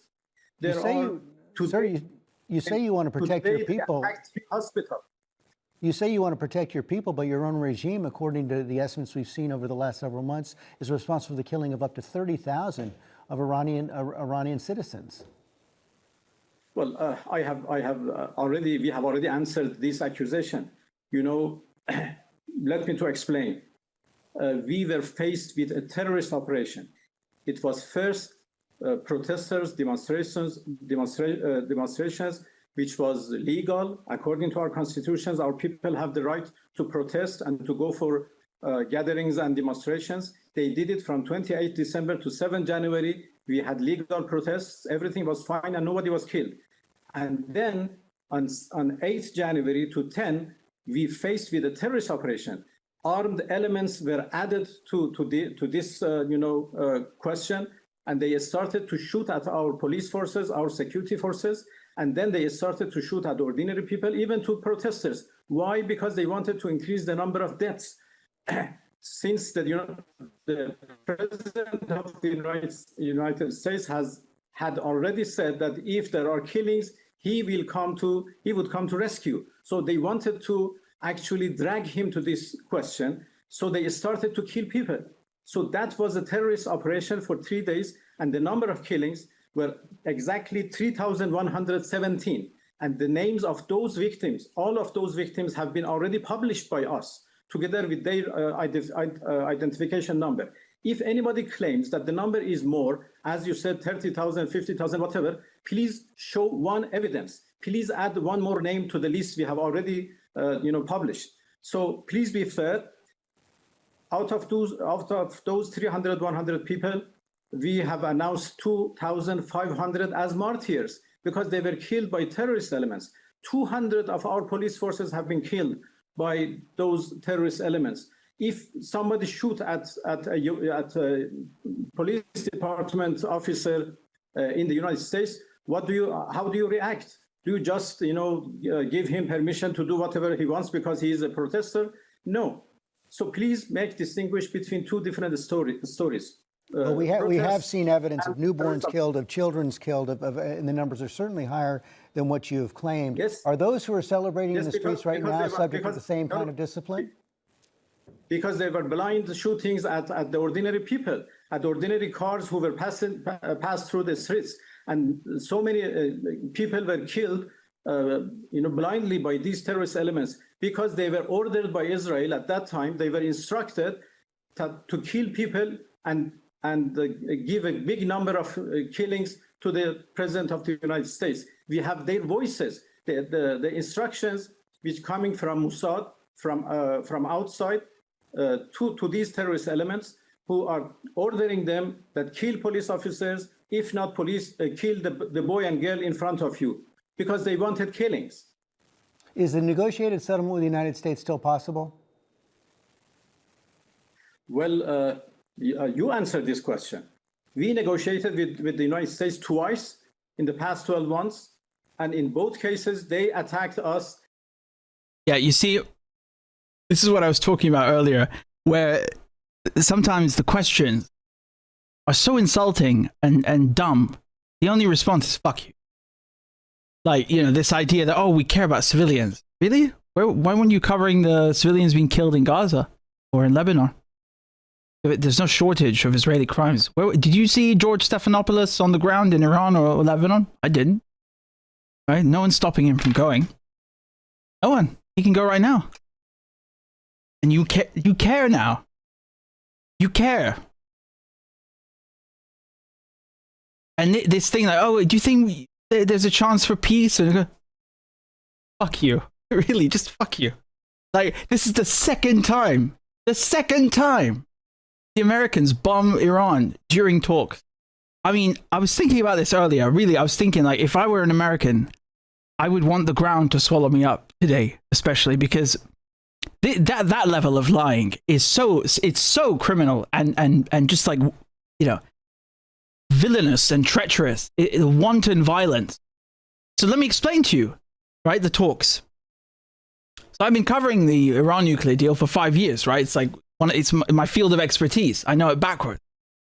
And these talks that just took place in Geneva, the Iranians agreed to every single concession, every single one, every demand that the Americans made. They agreed, and the Americans got all of the concessions that they wanted, including things that when I saw them, I was like, this is insulting. Like, I wrote it on Twitter. I said, like, if someone had said that to me and I were an Iranian diplomat, I would have walked out the room and built the nuke. So they were saying, oh, zero enrichment. What do you mean zero enrichment? They have a right to at least 3% enrichment under the Nuclear Non-Proliferation Treaty.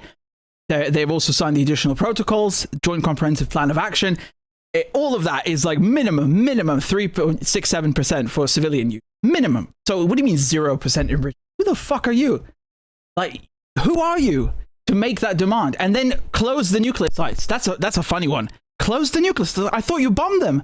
I thought they're destroyed. Why would you ask them to close non-existent, destroyed nuclear sites? Did you destroy them or not?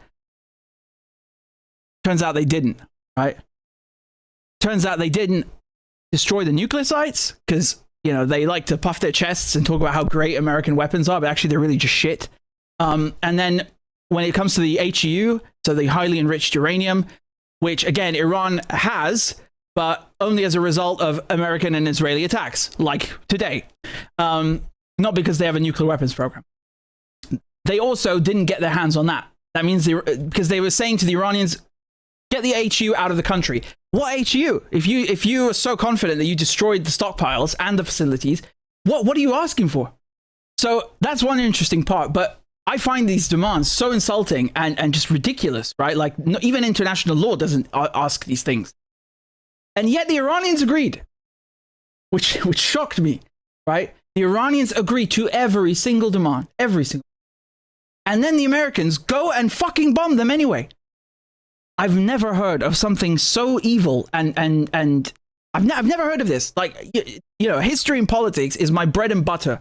I don't know of any example in history where a country got every single thing it wanted in a negotiation and then just went and attacked the other party anyway. I've never heard of this, ever. Usually these things happen, like they will go and attack the other party because they didn't get any concession, not because they got all of the fucking concession.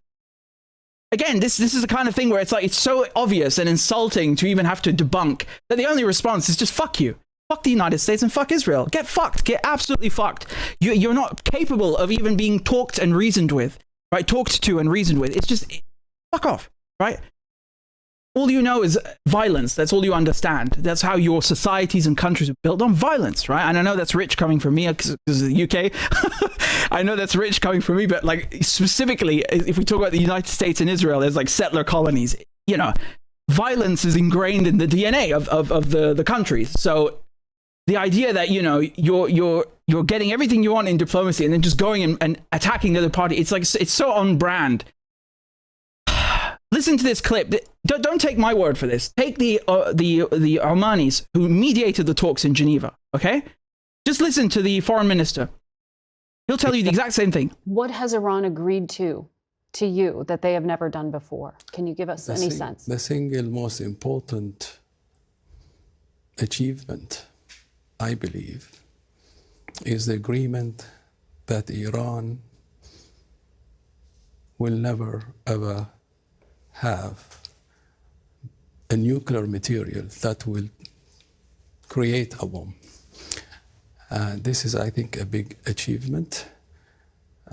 This is something that is not in the old deal that was negotiated during President Obama's time. This is something completely new. It really makes the enrichment argument less relevant because now we are talking about zero stockpiling. Okay, so what he's saying is that this round of talks in Geneva was going to change the Iran nuclear deal that was signed in Vienna, the JCPOA, which had enrichment capped at 3.67%, and there was also a limit on the number of kilograms of that enriched uranium. Okay, so he's saying that this would change it entirely because there would be zero of both, 0 kilograms and 0% enriched uranium. And that is very, very important, because if you cannot stockpile material that is enriched, then there is no way you can actually create a bomb, whether you enrich or don't enrich. And I think this is really something that has been missed a lot by the media, and I want to clarify that from the standpoint of a mediator. So explain that. So the enriched material, the things that could be used as nuclear fuel for a bomb, you're saying Iran would not keep on their own soil? They would give it up. They would give it up? They will not be able to actually accumulate that material that will enable them to create a bomb. There's no accumulation. So there will be zero accumulation, zero stockpiling, and full verification.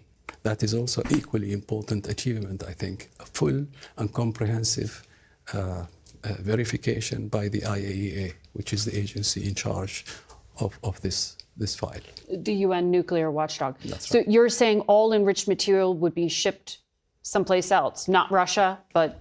No, the current stockpiles that still exist. The things that are still in Iran. I think that there is agreement now that this will be downblended to the lowest level possible. Okay. Again, that's another demand that I find extremely insulting. Like, I'm going to give you all of my enriched uranium. I'm going to stop enriching the uranium. I'm going to shut down my nuclear sites, and I'm going to let someone else control the uranium. What the hell is going on here? Like, where is your sovereignty?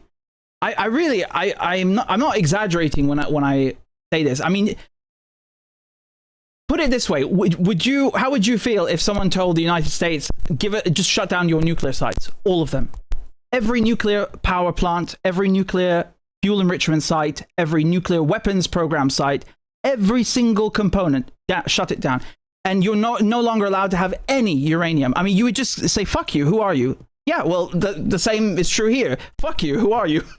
Like, what kind of a ridiculous demand is this? And they still agreed. They still said yes. Okay, I'm gonna fucking shout it. They said yes, and they got bombed anyway. So the only conclusion, sorry, but like, it's really infuriating. The only conclusion that you can come to is that the United States and Israel are rabid, feral animals. Right? I'm talking about the government specifically, like not the people. Well, the Israelis are a different issue, but they basically, in terms of actors, right, state actors, or just entities, right? They are violent and they're rabid and they're feral. When someone gives you everything you want, says yes, I'll do everything, I will do it, and then you go and attack them, you're not rational. You're not a rational actor. You're not a good faith actor. You are psychotic. And even the fact that they sent Witkoff and Kushner, who are two, sleazebags from Donald Trump's construction real estate circle, like, first of all, they have no qualifications to even be seated at that table. I mean, what diplomatic background do they have? Who are they? Like, how do you go from construction to diplomacy, or even vice versa? Like, what is the connection there? Like, it's nepotism. Jared Kushner is only there because his father-in-law is the president. It's just disgusting old school nepotism. And on top of that, both of them are Zionist Jews. So their primary interest is either going to be American or Israeli, and in both cases, that's anti-Iranian. I mean, if you were dealing with just an American, you could you have half of an issue, right? But in this case, you got Witkoff and you got Kushner, who are unqualified, who might have sympathies towards Israel. Who knows? And you don't know who you're talking to, do you? I would never. It's like, for example, if I don't know, you're doing talks between. Let me put it this way: if I were Donald Trump, okay, God forbid, but if I were Donald Trump, my instinct would be to send someone if they have to be an American, I'm not going to send someone that the Iranians will suspect of having, sympathies to Israel or having dual loyalty or whatever. Even if it's completely, imaginary and it's fabricated, it's in the minds of the Iranians. I don't want them to feel that way because I want to make sure that the talks succeed, right? Like, that's the idea. I want the diplomacy to actually work.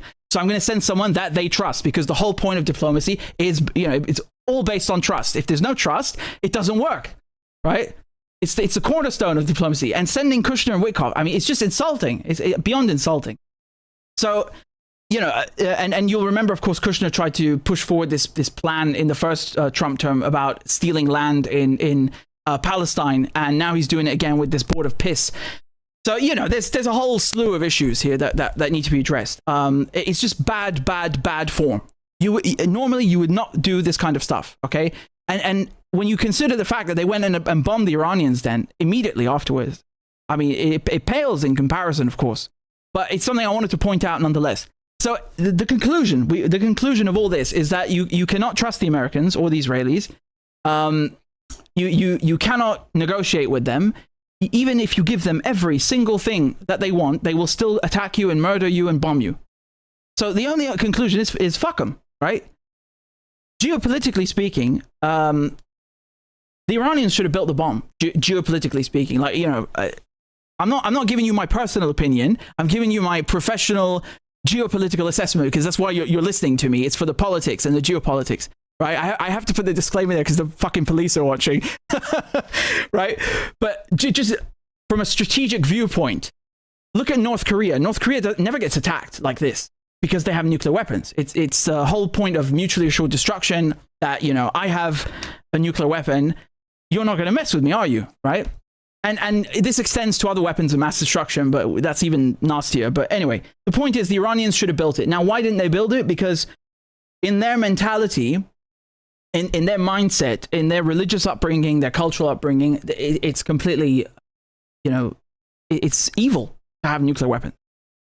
They genuinely believe this. I mean, there's a religious decree banning the development of nuclear weapons because the especially when we're talking about Sayyid Ali Khamenei and we're talking about the Shia jurisprudence in Islam, okay? And again, this is something that most Western analysts have no fucking clue. Like, they don't even know where to begin, right? But the whole point is that it's based on compassion. And the idea in the Shia jurisprudence in Islam is that a nuclear weapon is so destructive, it's so indiscriminate, right, compared to all other weapons in a possible arsenal, that you are bound to kill a ton of civilians, and there is no political or military objective that could possibly justify that kind of collateral damage, as the U.S. Army would say. Right, that is the backbone of the whole fatwa and that was issued, and the whole thinking. All right, and compassion is a core principle of the Shia belief system in Islam as well, like generally, but specifically why Iran supports the Palestinian resistance, the Lebanese resistance. It's that exact element that is driving their will to help other people that are being oppressed. Right. That is something that is really important to understand, and you will never ever hear this on mainstream media because those people are so fucking dumb. They can't even do basic journalism, never mind like actually understand the region. So this is why there was no risk of Iran actually developing a nuclear weapon anyway, right? Like you could you could go and look at the CIA's assessments and any other intelligence agency, and they'll all tell you there was no nuclear weapons program. But if you understand the religious mindset and the law, this is, again, it's jurisprudence, right? The supreme leader in Iran, it's not just like this idea that they feed you of some kind of totalitarian. No. This is a religious authority, right? Like it's religious law to say no nuclear weapons. You can't just violate that. The guy would have no credibility afterwards. The country would have no credibility. So. And you have to make your mind up. If you're going to tell us 1 second that, it's a dictatorship and they are so extremist, and then the next second you tell us, the fatwa doesn't matter. Which one is it? Either they are extremists like you claim and the fatwa actually has value, or they don't. I mean, you can't have it both ways, can you? Right? That's another huge contradiction of the bullshit propaganda about Iran, right? Like, they want to convince you that the whole society and the whole government are religious fanatics, but that the only thing that bans nuclear weapons doesn't apply. right? And it's a religious text. I mean, just complete bollocks, right? So anyway, there was no risk of the Iranians building a nuclear weapon. There just wasn't, and almost to a fault, right? Like geopolitically speaking, it's a mistake, because yes, you have the moral high ground. If you refuse to use or build nuclear weapons, of course you have the moral high ground. Yeah, morally speaking, you are a better person because you just don't want to even have it, right? But politically speaking, militarily speaking, strategically speaking, you're going to get wiped out maybe, right? I mean, these people are violent, they're feral, they're rabid, they're unrelenting. So we come back to the other aspect that we were talking about, martyrdom or victory. So either way, it's a win-win, right? Again, try again this kind of analysis from George Stephanopoulos or, a mainstream media. Good luck, mate. I mean, you won't see it in 20 years. But I wanted to explain it to you because to me it's very obvious, and I understand it, and I'm sure I've talked about it before in the past, but I kind of wanted to I wanted to underscore it again right now as the war is happening with Iran, the war, the one that the neoconservatives and Israelis always wanted, and one of the biggest bullshit excuses that pretext that they came up with is nuclear weapons, which doesn't even justify the war either way. But I wanted to debunk it thoroughly either way. So, you look at the IAEA reports, there was no proof of any nuclear weapons program ever at any point. And Iran was following the JCPOA. You look at the CIA and other Western intelligence agencies, not one of them can show you evidence of a nuclear weapons program in Iran. Not one, because it doesn't exist. And you look at the Islamic Shia jurisprudence and the mentality, the cultural mindset that they have of compassion and resistance. They don't even want nuclear weapons. Every single way that you look at this, and then diplomatically that they accepted all of the concessions, every single way you look at it, the Iranians were in the right and had no intention to build a nuclear weapon. And so we come back to the same conclusion: fuck the United States and Israel. I mean, it's just like it's so villainous and treacherous what they've done, right? Like either way, but to do it especially like during the talks and it's dishonesty doesn't even begin to cover it.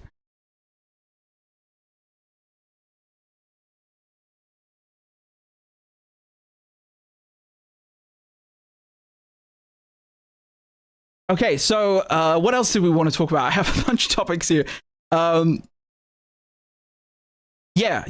about the fights on the turf that is happening. Okay, so right now you're seeing all of these images of the missiles coming down on Tel Aviv and Jerusalem, and we're going to go through them in a second. But the point I wanted to impress upon you is the aspect of whose turf the war is being fought on. Because if you look at American imperialism and Zionism in the region, they're always fighting the wars on other people's turfs, right? Like the Americans come to the region, they invade the Middle East, and then fight the war there.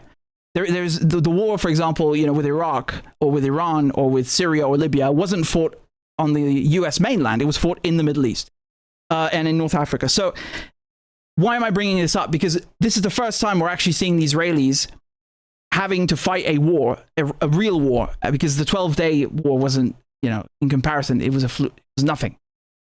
This is the first time that you're seeing the Israelis who started this having to suffer the consequences of a real adversary, of a real foe in an armed conflict, against a state actor and not just a group or a resistance or a militia. It's the first time. And this is important. Why? Because I think ultimately, and again, I'm kind of thinking out loud, and it's sort of an open-ended, thought or question: is that the key to kicking the Americans and the Israelis out? Right? Is that the key that's going to make them leave? This is something that a lot of people have asked in the past: is that what do you have to do to get the colonizers, the settlers, the invaders to actually leave the region, because they're invaders, right? And you look at the Israelis, for example, they're having to rush into bomb shelters every second. All of them, they don't. You compare them to the Iranians, who have this mental fortitude, or the Palestinians, who also have this mental fortitude and the religious conviction, right? Who just, you look at them, how they survived the genocide. The family member gets killed, and they're like, Alhamdulillah, grace be to God. I mean, people all over the planet were looking at those videos and just in awe at that kind of religious conviction and that mental strength that you could have your family member killed and you're like, thank God. What do you mean, thank God? Yeah, like that is the level of faith that they have. So my point here is that Israelis don't have that. And when you have to run to a bomb shelter every day, you're going to get exhausted mentally. You're going to get physically and mentally worn out. And you're going to be like, I'm whipping out my second passport or my third passport and I'm going back to my country. That's what Israelis are going to do, right? Because they you know, every single Israeli prime minister changed the name for a reason because they're not from the region. None of the Israelis can pronounce Hebrew properly. I mean, you know, we've gone through this a million times. And tons of them have dual citizenship because they are not from this region. Okay? So the point is, you know, the question is, right, the thesis is that what it's going to take for them to actually leave? Because Palestinians can't go anywhere. Where would they go? They're in Palestine. It's their land. And Iranians are not going to go anywhere because it's their land. Israelis are settlers. They're foreigners, colonizers who have come from Europe and around the world as well, but mainly Europe. And so this is the question, right? Let's look at the clips. And you know, just as a last thought, it's been tried before. Like, you know, I'm not. It is not my idea, and it's not my proposal. I'm just trying to analyze the consequences of a major political military event that is taking place in front of us. You know, almost a world war. And this is a very important question because the presence of the Israelis is the catalyst that has led to this war.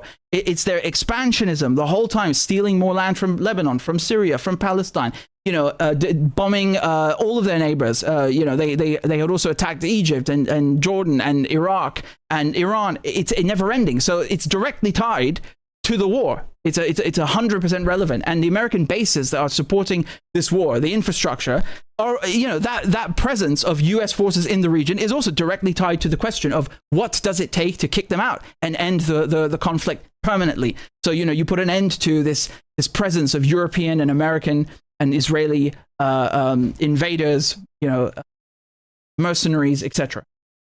So let's look at the clips. I collated a bunch of them. So there's probably more that's come out in the last hour, but yeah, hold on a second. So I thought we would have gone through them already, but you know, we got carried away. So, okay, hold on.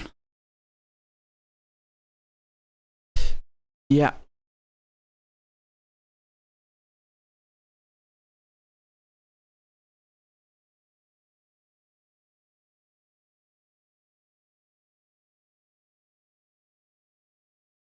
Okay, you should be able to see that on the screen. So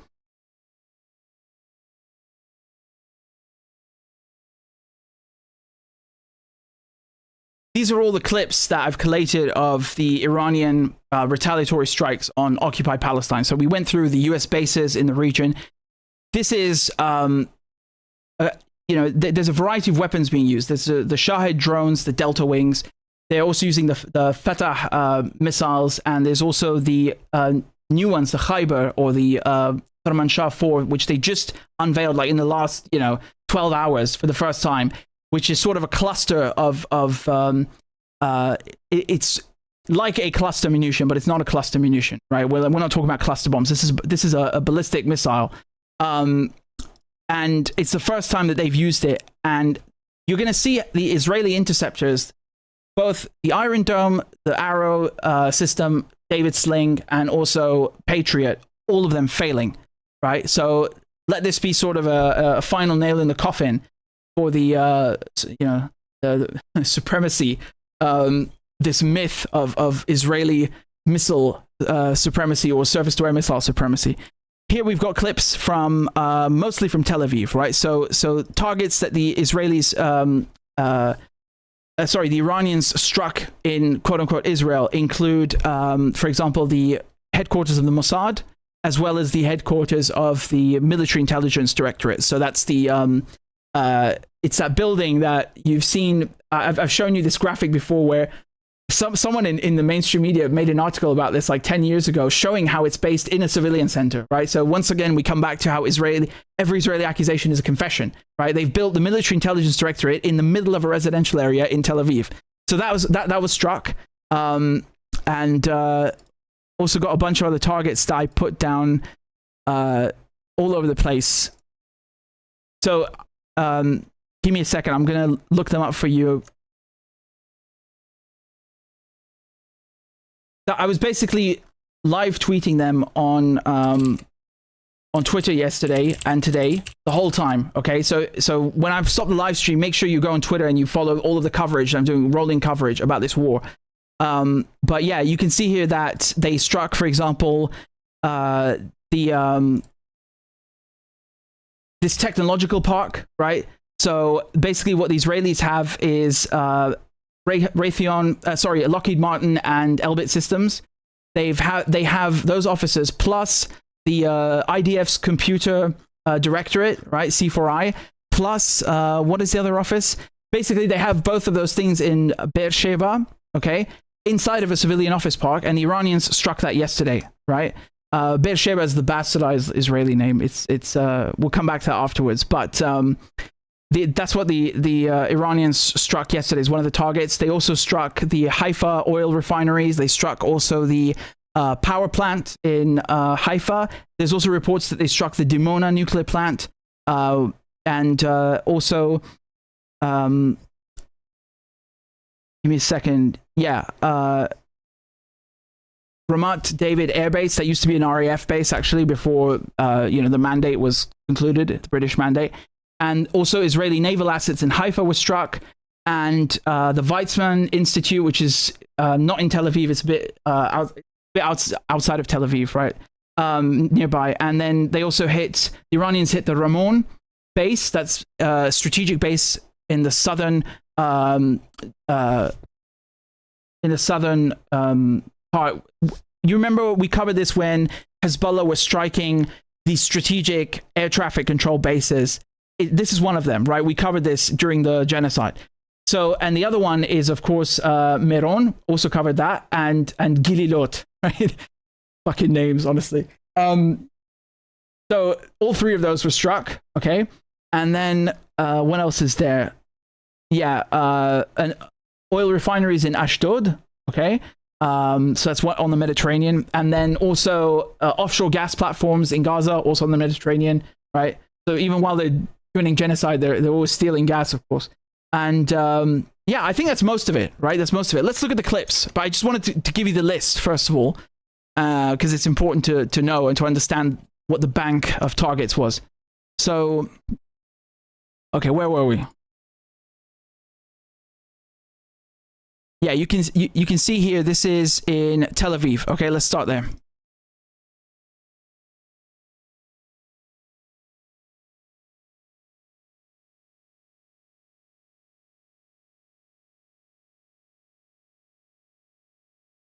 Keep in mind that this is during the censorship regime, okay? The military censor. So the Israelis are not letting anyone film this, and there's a military order banning Israelis from filming anything, right? Because they want to hide the destruction because it's embarrassing.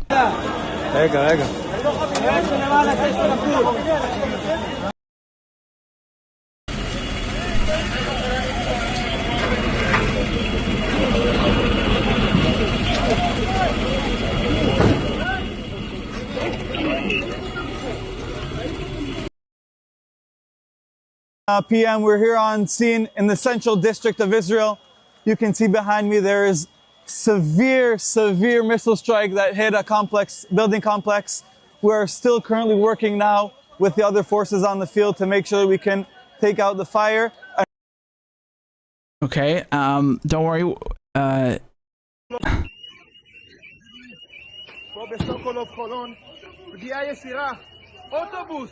All of this is Tel Aviv, right? All of this is Tel Aviv. This is all from the last 36 hours, okay? Now look at those missiles coming in, how the Israelis are failing to intercept them.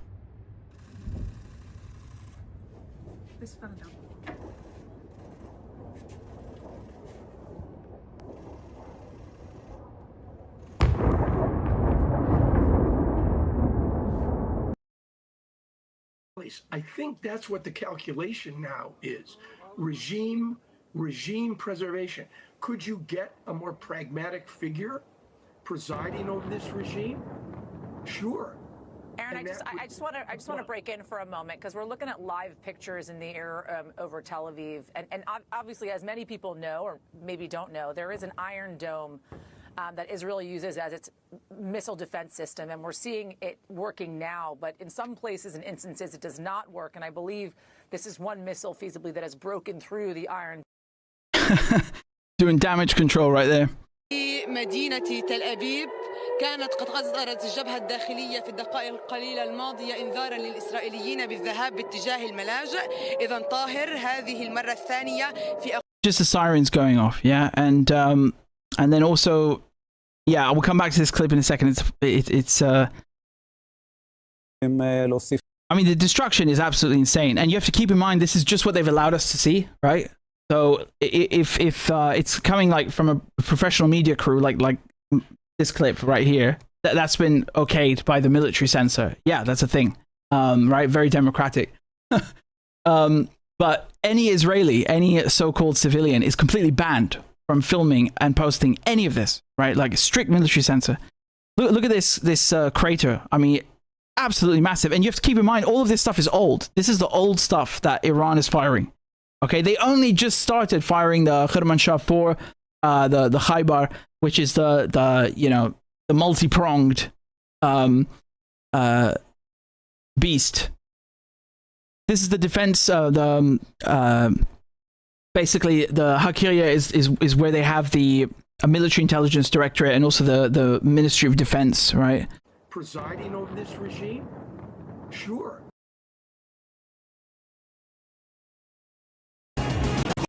I mean, the whole thing is in tatters, right?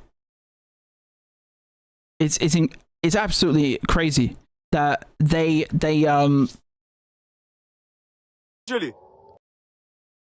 you know, they make it out to be that their Iron Dome and Arrow and David Sling are so good and so superior, and there's, you know, which one is it? Like, if Iran's missiles are so weak and your surface-to-air missiles are so good, why did you have to attack them in the first place? Which one is it?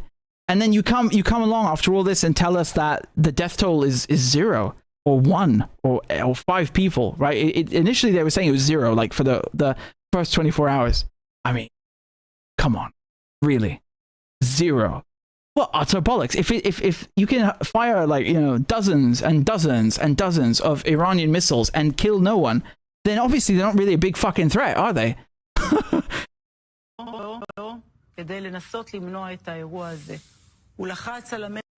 I have lost count of the number of missiles that have gotten through. I've lost count. You know, all of this is Tel Aviv. I haven't even gotten to Jerusalem or other parts of occupied Palestine. This is all Tel Aviv still, right? We're not even halfway through, I think. Extraordinary. It's absolutely extraordinary.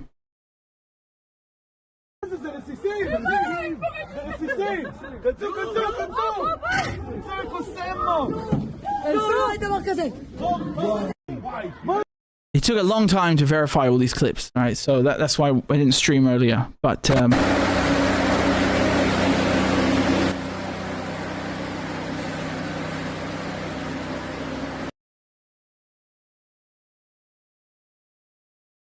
you get the idea, yeah? You get the idea. And this is, let's move over to Jerusalem now, okay? This was earlier, a few hours ago.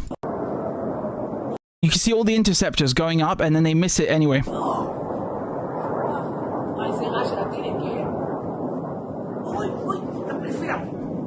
Whoa!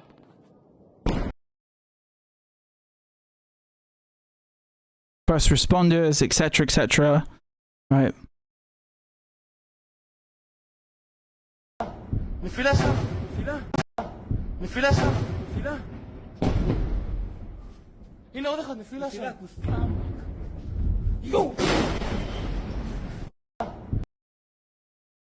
It's really just crazy. This one you can see here, this particular clip, it just,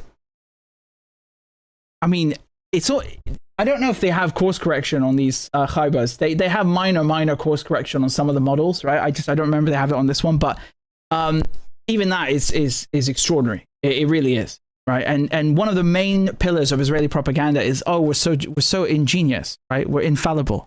Well, it doesn't look like it, you know. God.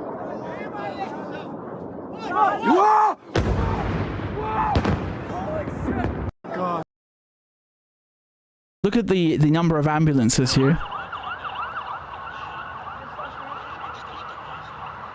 That is insane. That is absolutely nuts.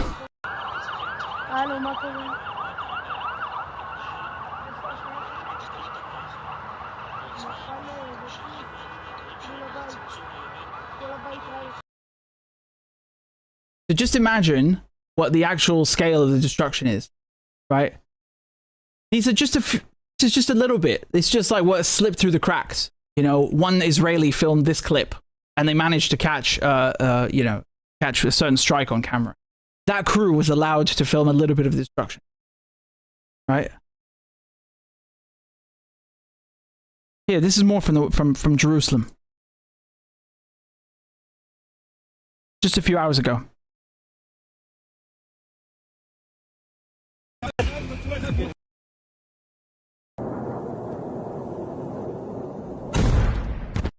So the Iranians are using hypersonic missiles, okay? And there's no way to stop these things. They're absolutely... I mean, the thing is that even when the Iranians are using Shahed drones, right? These Delta Wing drones, like the 136, which is... I mean, it's very, very slow. It's a turtle in comparison to a hypersonic missile. It is, right? It's incomparable. Even those things are getting through. How many clips did I show you of US bases, right? The United States, this great military power. How many clips did I show you? That NSA radome, for example, the snow globe looking thing with the SATCOM and the air traffic control and radar, getting blown up by a Delta Wing. I mean, it's astonishing. Like it's really bad. It's really embarrassing. If someone hadn't caught it on camera, no one would believe it. And that's just one target. We saw like tons of them, right? The clips I showed you that were taken at night in the same base in Manama. Multiple times, you know, it's insane. And then the same thing in Kuwait, and the same thing in the UAE, you know, never mind like this stuff here. So this one right here is a Fatah 1, okay? This rocket, this missile that's coming in. Right, in English, when we say missile, anything can be a missile. Like if I take a brick and I throw it at you, it's a missile. That comes from French, right? So like from the Middle Ages, technically anything that is thrown, any projectile that is thrown is a missile, right? But not every. But in today, like in English, when we say missile, usually we're talking about something that can be guided, right?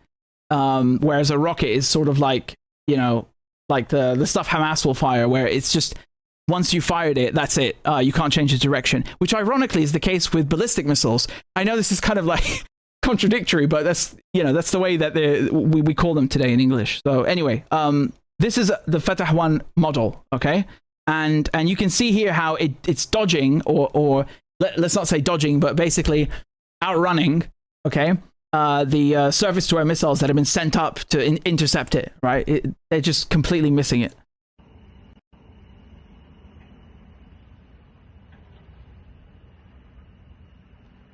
All right, that's one, missed it. And then the second one.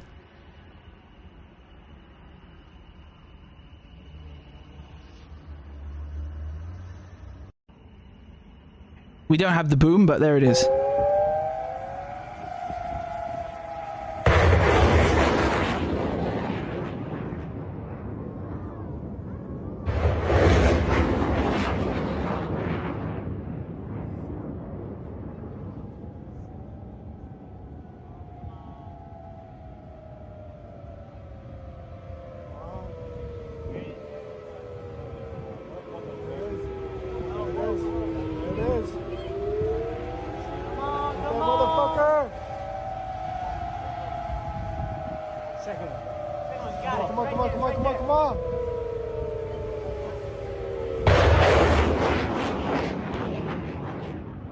Right, so that's 3. Miss. Oh. See that? Insane. Israeli technology. Very fucking impressive, mate. Okay, here's another one. They're gonna get very angry at me. So This is in the Negev, in the Naqab desert, okay? You can see another interceptor failing.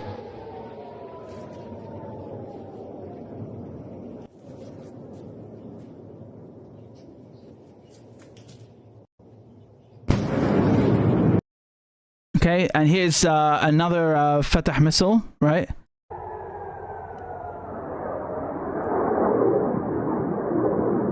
Look how many interceptors.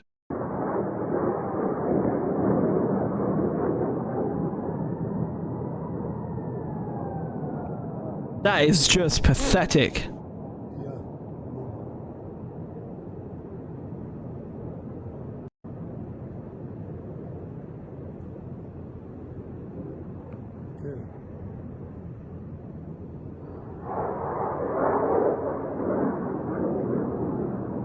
See how he just missed it?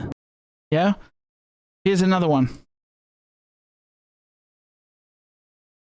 Another failed interception.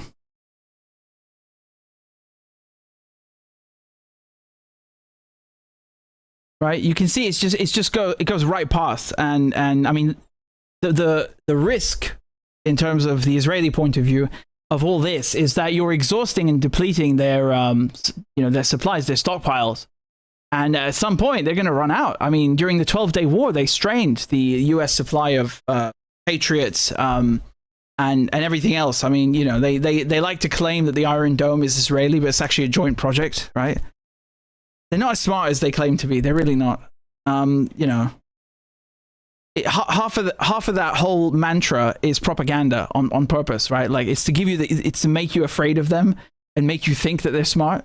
Right, it's psychological warfare basically, and one of the pillars of that is like, oh, Israeli ingenuity. We made the desert bloom. We invented the Iron Dome. We can do cyber warfare. Yeah, but so can the Iranians. I've lost count of the number of high-profile hacks that they've conducted against the Israelis. Lost count. As a matter of fact, they're owning them, not just in missile technology, but now also with espionage. And I'll do a separate video segment on that later. They're really taking the fights to the Israelis, the Iranians. It's not a joke. They're really, giving them a run for their money. Now, here you can see a different kind of missile. So what we just looked at now was the Fatah one. It's just, one body, one object, one missile coming down. Here you can see a cluster of them breaking out of the main piece. So this is the Khormanshah 4 or the Khaybar, okay, which has just been deployed for the first time now. I think the Iranians put it in service at the beginning of the month, right, in early February, and now it turns out they needed it. So here it is in battle, in combat. I mean, do you see all of those dots? That's from one missile, all of those.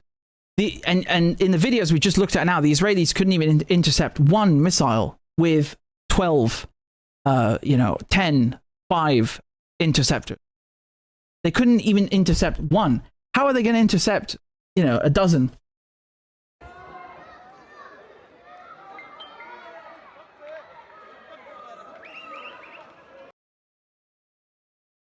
Here's another clip. See that?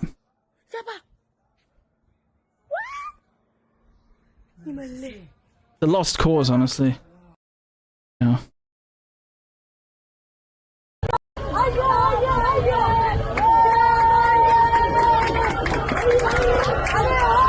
You can hear people celebrating in the background, right?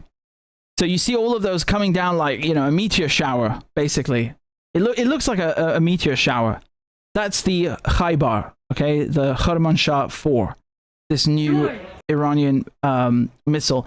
And this clip is the wildest one of them all, this video. Absolutely insane. I mean, it's an extraordinary display.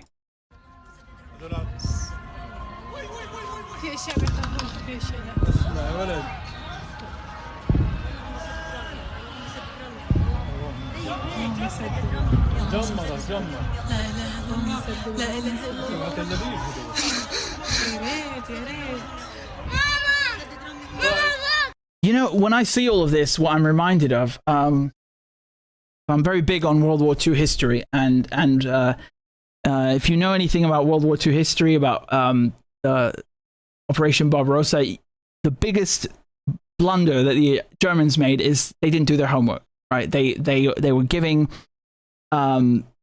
they were getting, excuse me, they were receiving, 100,000 tons of wheat and oil every week, from the Russians. They had this pact, and everything was great, and they were trying to gauge what the strength of the Russians is, and they completely overlooked the rear of the country. They overlooked the industry, they overlooked the strength of the military, and they didn't grasp that the Russians are able to move their industry forward, like geographically, physically, to the front lines, and produce this kind of industrial power, right? No pun intended.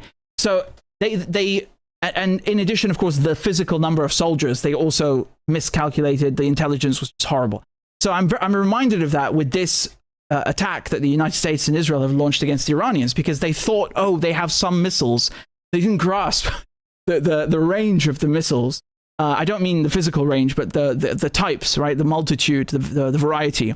Although a lot of this is public, right? It's not all secret, but nonetheless, they just, it's just such a mistake. It's so dumb to go to war with someone who has missiles that you don't have.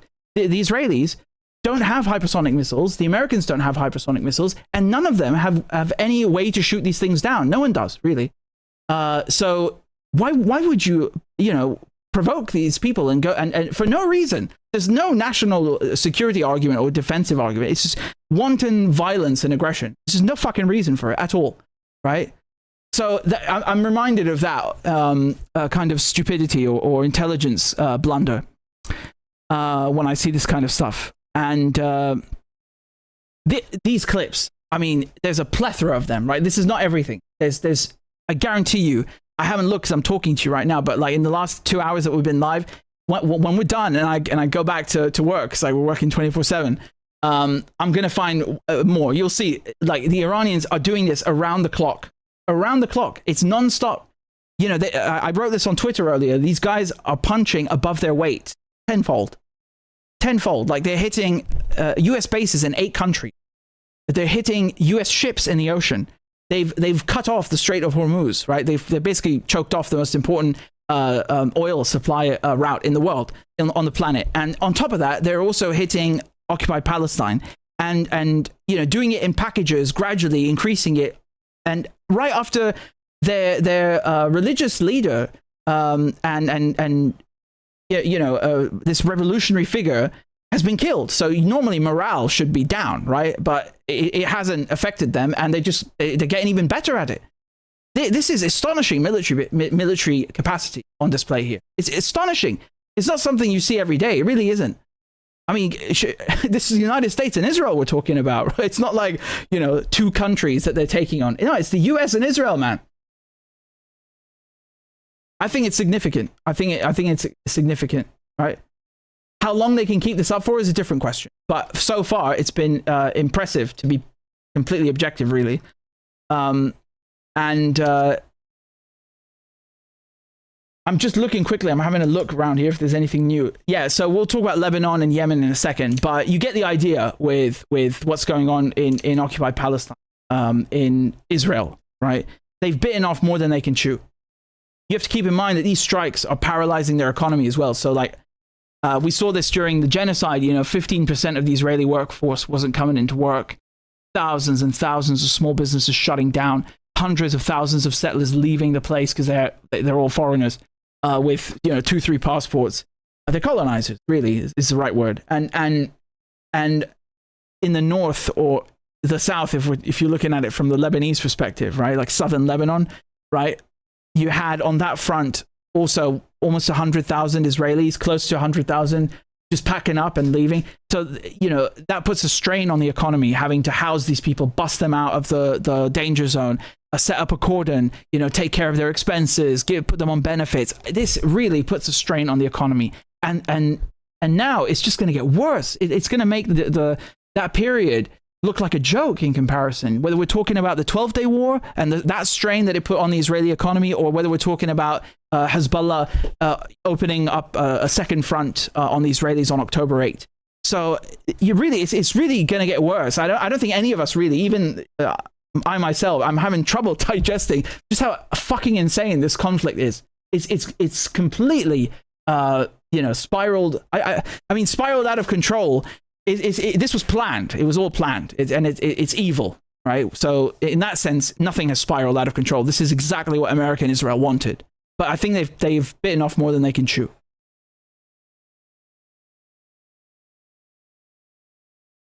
You know, and good luck when you pull up at the gas station in the US and you see those prices. I mean, shit.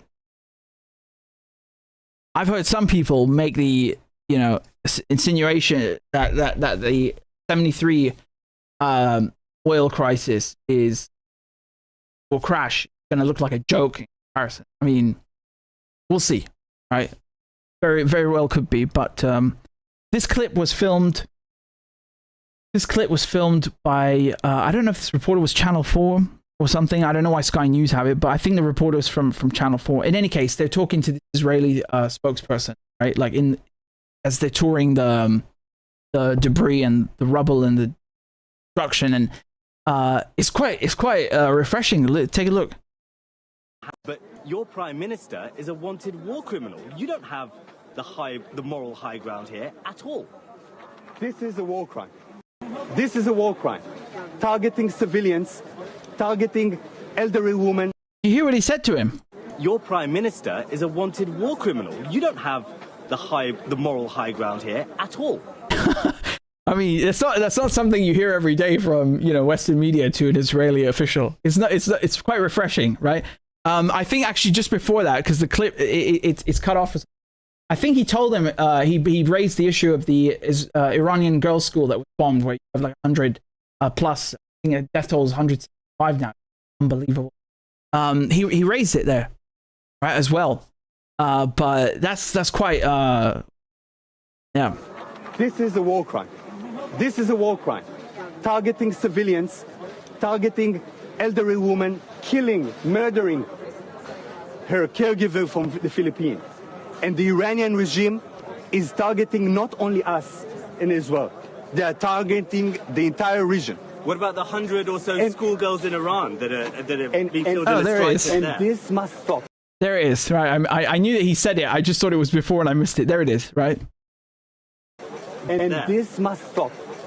This must be stopped. The 100 or so schoolgirls in Iran that are being killed in a strike. And this must stop. This must be stopped, and this is what we're trying to do. Yes, next question, please. But what about those Iranian let's allow others. Please. I'm Lomas from... But next question, please, mate. If you want to start talking about fucking, you know, moral high ground, you better, you know, you better have it, right? You better have it. I mean, the nerve, really. It's so Israeli. Like, hypocrisy, it doesn't come close to describing the Israeli kind of hypocrisy, right? Like, they will like, you know, stab you and then cry and say that you're still breathing and that this is offensive to them. That's what being an Israeli is, right? Like playing the victim on another level, right? Like taking it to, you know, they will stab you and then because you're still breathing or you're choking for life, they'll be like, you're anti-Semitic. that's so Israeli. Here's another one. Ready? Why does it have to happen to us always? Why is it always the Jewish people? We didn't do anything. Like, you're not Jewish. You're a European who converted to Judaism. The actual Jews are Palestinians, Syrians, and Lebanese. But okay. it wasn't us. Like, we really didn't do anything. No, we just attacked Iran and assassinated Khamenei. We didn't do anything. Critics of the Jewish state would say you guys started this war by attacking Iran about 48 hours ago. No. We did not start. No. This bitch. This bitch. The Jewish people, Israel doesn't want to ever do a war. Why does it have to happen to us always? They're caricatures of themselves, aren't they? You know, in a sense, in a way, it's kind of like the world would be a little bit less funny without them. It's just, it's you have to laugh, right? Like the fucking nerve of it is just.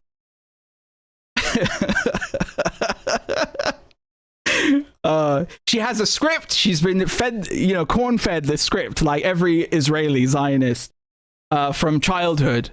It's really. I'm sure if a psychologist, a team of psychologists analyze this kind of brainwashing, they come to the conclusion that it's fucking child abuse. right? To brainwash people from when they're toddlers into becoming monsters like this, and such like sociopathic liars. I'm pretty sure it would constitute some form of torture, or like, I'm trying to rationalize how someone becomes an Israeli, but either way, it's not really our problem, is it? Just what, I'm speechless, but I thought you would enjoy it.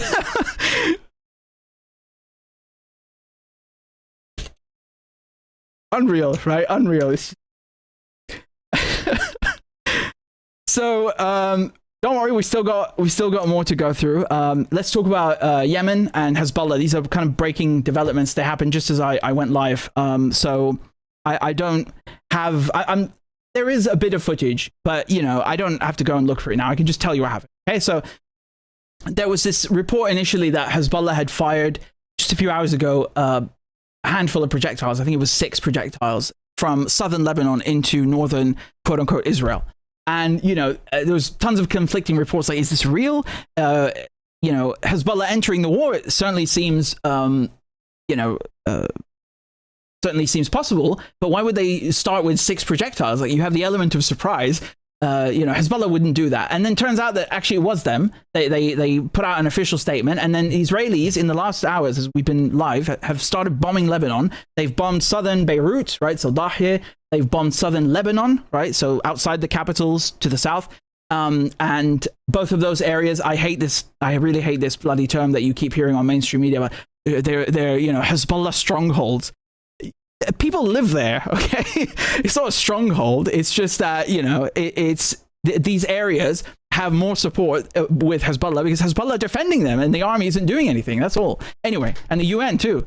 And then, in addition, they bombed the airport, right? So the Israelis have bombed southern Lebanon, southern Beirut, and the airport and the vicinity of the airport, right? Again, the bank of targets has probably expanded or been completed while we've been live. I don't know if they've bombed anything else, but I've seen the clips, and people from the south who live in the south are kind of basically leaving the area, and the Israelis are doing the same thing on the on the other side of the quote unquote border, right? It's not anyway, which is what we were talking about earlier during October 8th when Hezbollah opened the second front, and you had about 100,000 Israelis fleeing fleeing that area. It's the same area we're talking about, right? Where where UNIFIL, right? My parents' helmet are based, right? So this is the hottest area, and people are leaving on both sides, and it looks like it's going to turn into a giant shitstorm. Again, this conflict is this war that America and Israel have started. You can't kill Sayyid Ali Khamenei and then expect Hezbollah to sit this out. You have to understand, Hezbollah, yes, they're a political group and they have a social wing and a military wing and a political wing, but for them, Khamenei is not just some dude in Iran. He's a religious leader for them, okay, as well, not just for Iranians. Okay, so when you are murdering a religious leader of that community, of course they're going to get upset. I mean, if people in Kashmir and in Karachi and in India and in Iraq are getting pissed off and upset about it, what do you think is going to happen to Shia Muslim resistance in southern Lebanon? Of course they're going to enter the bloody war. You know this. Any Israeli who tells you that they really thought they could kill Khamenei and Hezbollah would sit this out is a fucking liar. And Israelis lie a lot. So, I mean, it's a fact. You know that they're going to get involved. You can't get away with this. It's not my opinion or because I want it. I'm just telling you how the mentality is, what the cultural and religious connection is, the significance, and why it's a guaranteed fact. It's like, for example, if how can I can't give you a good one now, but it's like if you're in medieval Europe, for example, right, during during a peak of one of the Crusades, and you go and assassinate the Pope and just like expect all of the peasants in Europe to just sit this one out, right? Like, if we give a broad analogy, it's a very, very simpleton analogy. It's something like that, right? It's obscene. The idea is just completely bankrupt. So it was guaranteed that they're going to get involved. And the Israelis, because they love lying so much, what they'll do now, I guarantee you this, you're going to hear it somewhere in the media, that they're going to come on and play the victim and say, oh, Hezbollah, they just attacked us out of nowhere and they violated the ceasefire. Motherfucker. You bastards. You've been bombing the Lebanese non-stop. I cover this for a living and I've lost count. This is my job and I've lost count. I don't know. If you are, really, I don't know how many times they've bombed Lebanon. I stopped counting because they violated the ceasefire hundreds of times. Again, don't quote me. I think it might even be over 1,000 violations at this point. I think it might be over 1,000 violations, right? And that's just Lebanon. Never mind the ceasefire, quote unquote, in Gaza, which they also violated. They've killed over 600 Palestinians since the so-called ceasefire in Gaza. So this is the typical Israeli method, right? They come, they plunge a knife not in your back, like in your stomach, like in front of you, and then they will weep and call you an anti-Semite because you're still alive and you haven't died already. This is the Israeli essence, right? This is what being spiritually Israeli means. Okay, it's not playing the victim. It's taking playing the victim to another level, right? It's taking hypocrisy and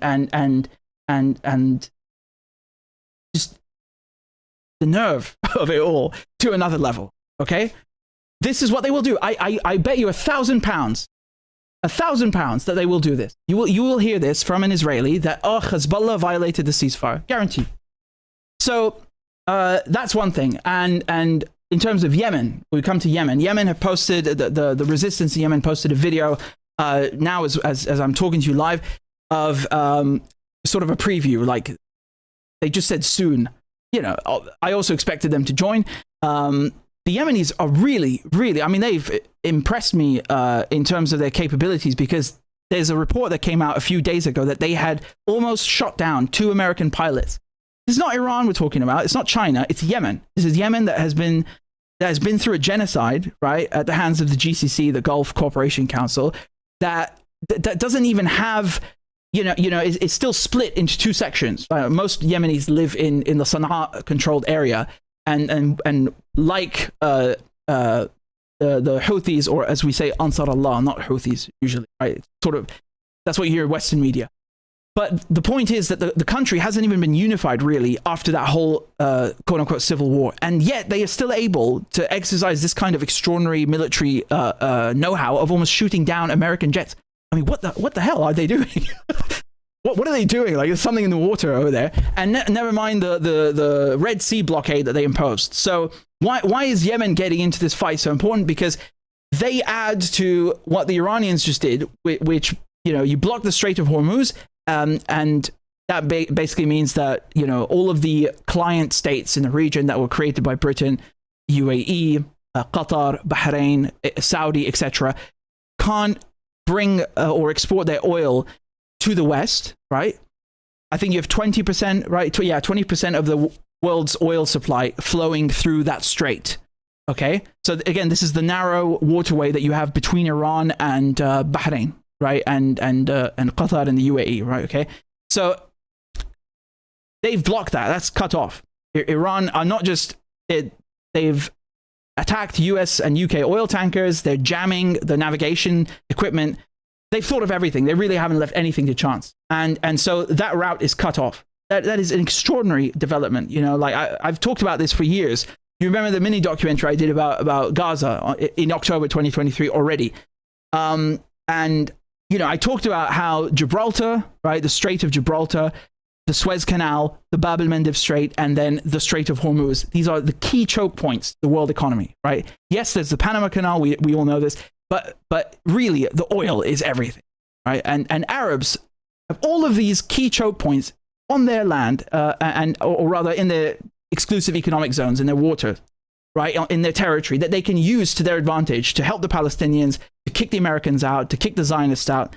And they don't do it because they've been captured, precisely as you see, hosting these US bases, signing the Abraham Accords, etc. So seeing Iran and seeing Yemen actually finally, for once in history, cut off 2 of the 4 main choke points is so fucking monumental. Like I just, it's madness. Like that we're living through this right now, that this is happening.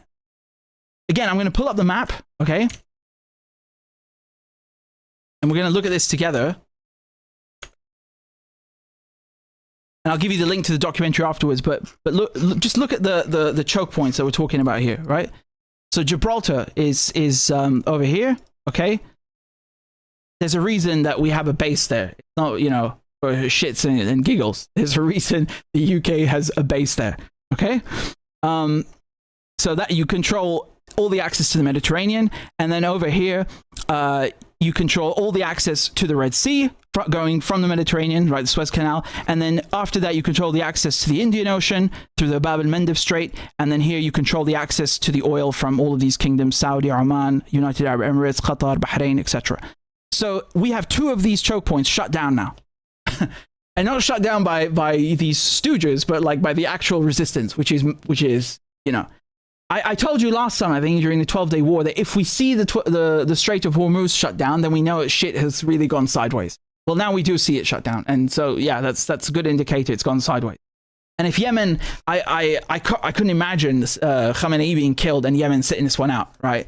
And it's not just about Khamenei, it's just like, you know, because there's a tendency in Western academia and mainstream media to kind of make it always Shia and Sunni, right? Like they will even call the Yemeni resistance, oh, it's a Shia proxy. No, it's not a Shia proxy. It's a resistance group that happens to be Shia and also happens to be friends with Iran. But it's not, you know, that's not the only thing that binds them. What binds them is they don't want Americans and Israelis fucking with them. That's really the common denominator.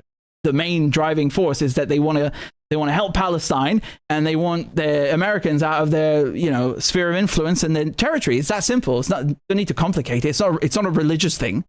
And so my point is that even if Khamenei had not been killed, you would maybe very likely see Hezbollah and Yemen joining, just like they did for the Palestinians.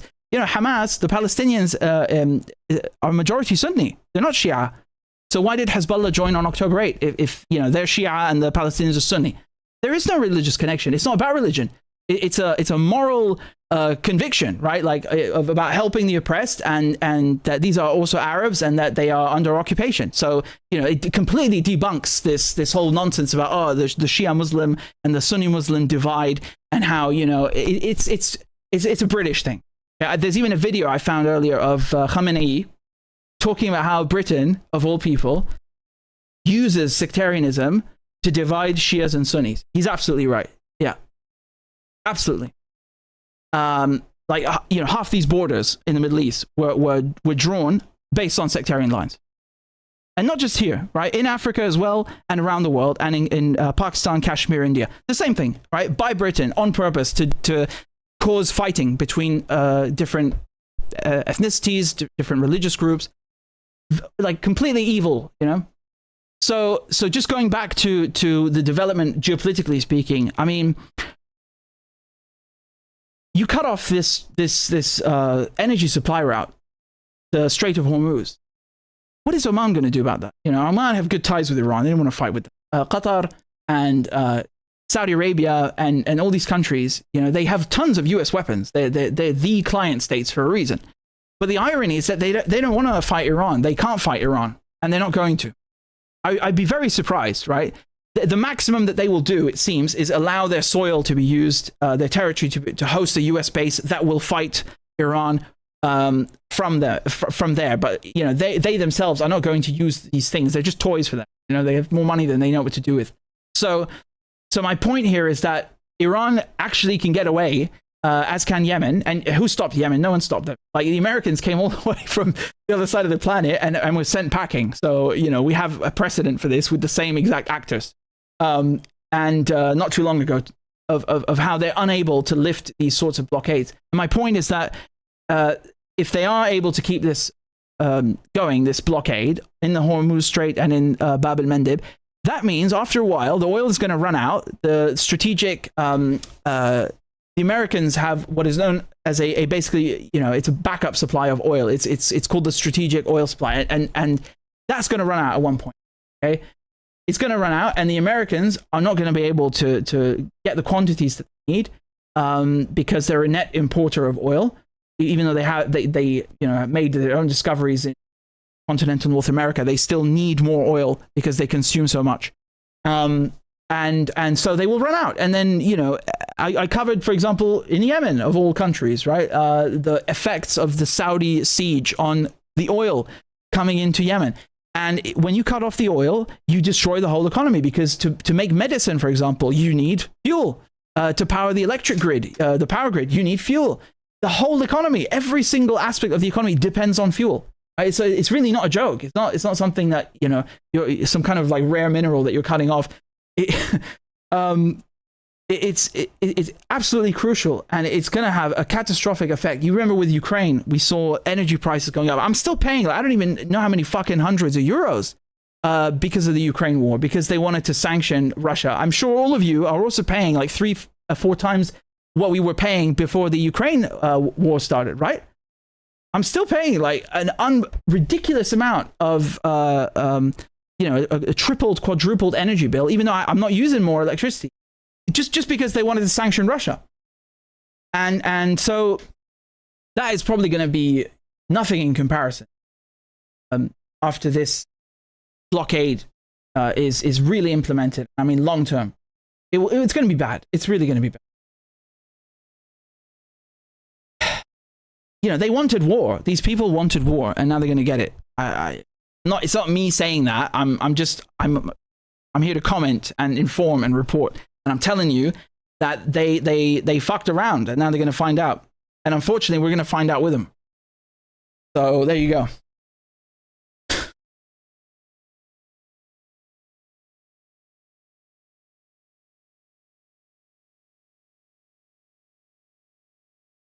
I also wanted to discuss the aspect of what Iran should do.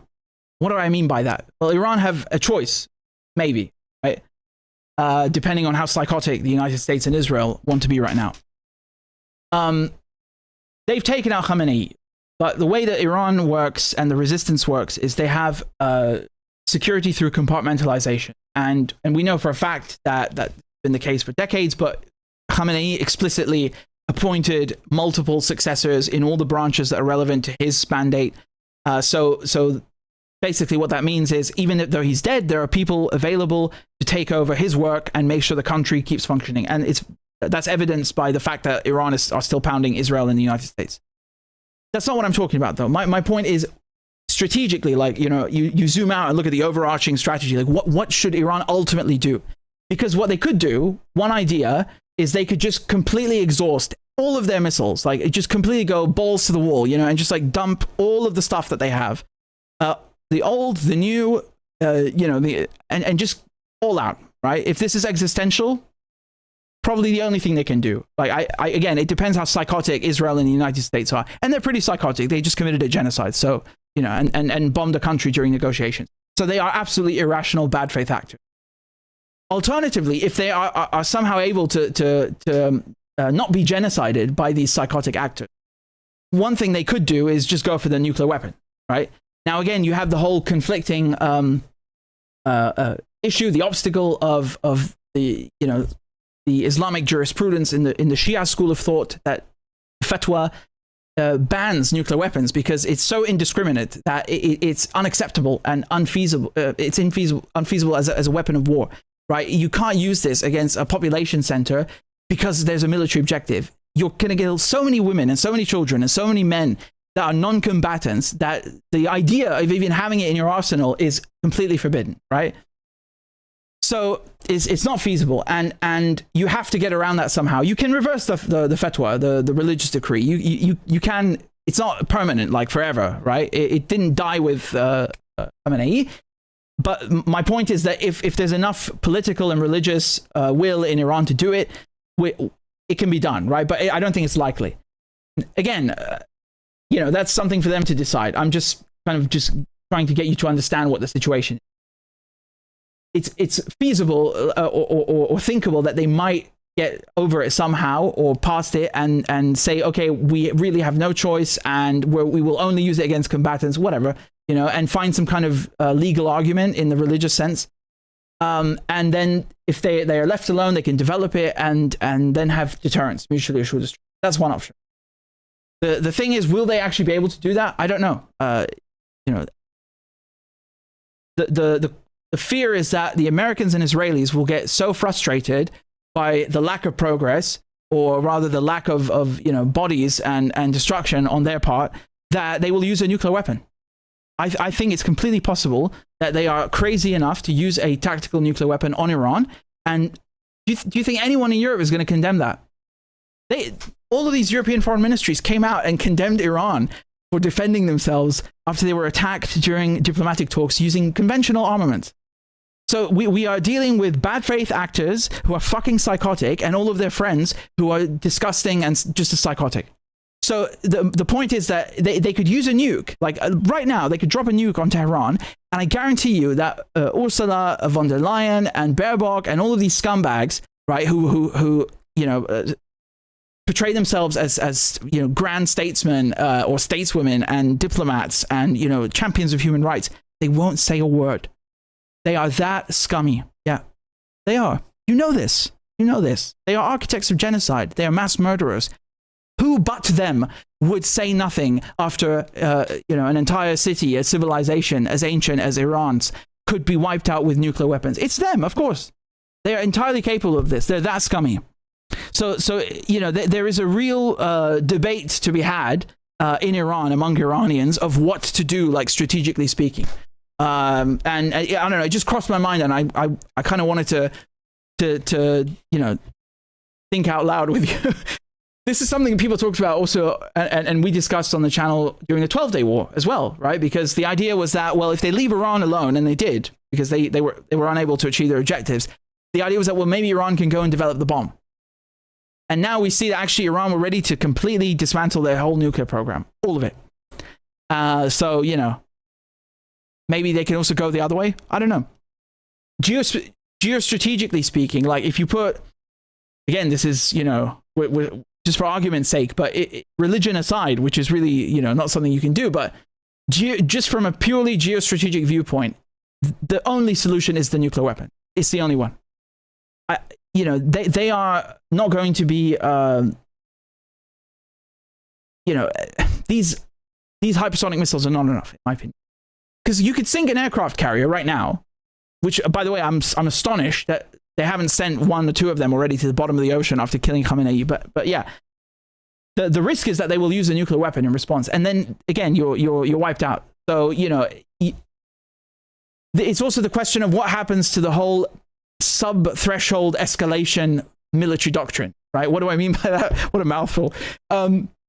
This is something that Hezbollah used a lot, that Iran used a lot, where they will fight back just enough so that they are making a point, you're right, but without escalating. They don't want the overall situation to get out of hand. Does that make sense? Right? It's like if someone punches you in the face, you don't just whip out a machine gun and like blast, pump them full of lead.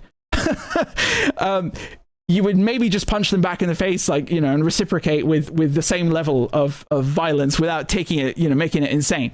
That's the idea. Okay, so you would see this, for example, with they'll fire like rockets and in a limited amount, like not too many rockets, just enough rockets. Does that make sense? So this is a doctrine that Hezbollah used for a long time, and Iran used for a long time as part of their asymmetrical warfare. Very effectively, it did work. It really did work against the Americans, and it worked against the Israelis for decades. It was genuinely helpful. But now you have Sayyid Nasrallah, who's been killed, Sayyid Ali Khamenei, who's been killed. You have Sinwar, Haniyeh. You have all of these figures that are martyred now. So there's new blood coming in. So it's a question of, are they going to continue in their footsteps? Are they going to bring something new to the table? We don't know. Like we genuinely have to wait and find out and see what happens. But they are definitely going to be thinking about this, right? And you have to take into consideration that the United States and Israel, the way they behave, as we said, they're bad faith actors. In my opinion, and I don't like saying this, right? Like I genuinely, I'm against war. But when you are invaded and you're attacked and you're being oppressed and your neighbors are also being oppressed and invaded and the resources stolen and you have no choice because you've been attacked. I mean, bullies, you can only treat them one way. You got to punch them in the fucking face, and you punch them really hard. You make them remember that shit. That is the only way to treat a bully. You stand up to a bully. You can't appease them. No one talked about sub-threshold, escalatory military doctrine when it comes to bullies, right? So, and they are bullies. The United States and Israel, they're bullies on a a larger scale, but they're bullies fundamentally. That's what it comes down to. They're just predators. They're aggressive. They're violent. They're feral. The governments, of course, mostly, right? Especially when we're talking about the United States. I'm not gonna try and whitewash the Israelis. Good luck. But you get what I mean, right? Like on a geopolitical scale, they're really just bullies. Like that's what it comes down to. They're people who've come from the other side of the planet, have no fucking business being here at all. Like no one asked them to come there. It's none of their business what happens here, and they just want to steal shit, right? They want lunch money. They want your dessert, which is the oil and the gas. And they need to be punched in the face. And I'm not saying that because I like it. I'm just saying this because like it's the language that they seem to conduct and transact in is only violence. And that's evidenced by the fact that they concluded talks in Geneva with a war of aggression. I mean, like they're making the point for me. It's not my point, right? It's theirs, really. I'm just describing their behavior. So Iran has to make a decision now. Whether they go back to this sub-threshold escalatory military doctrine. What a mouthful. It's amazing, right? And the Americans will go and find an acronym for them. They love acronyms. Something I realized, really funny. But anyway, usually the Americans do that with something that doesn't need an acronym. But Iran has to make a choice. They have so many things to decide now, like, who's going to be the supreme leader? Who's going to be the religious authority now, the figurehead? What do they do about their nuclear program? What do they do about their overarching strategy? I don't think they will neglect the Palestinians and the resistance. No, I don't think that's changing, right? Like fundamentally, I think it will stay Iran, right? Like when we talk about Iran's positions and policies and beliefs, they don't just come from Khamenei. It's shared by most of the nation, right? You have to remember that when they had the revolution in '79, you had like 10% of the population participating in that. That's insane, right? It far exceeds the French Revolution. It's incredible and rare to have 10% of the population participate in a revolution. I know it sounds counterintuitive because, you think of a revolution as being a popular uprising and you think, oh, it's the majority, but it's rarely like that. It's sometimes a coup by a few officers. It's a small group of people who just get really lucky.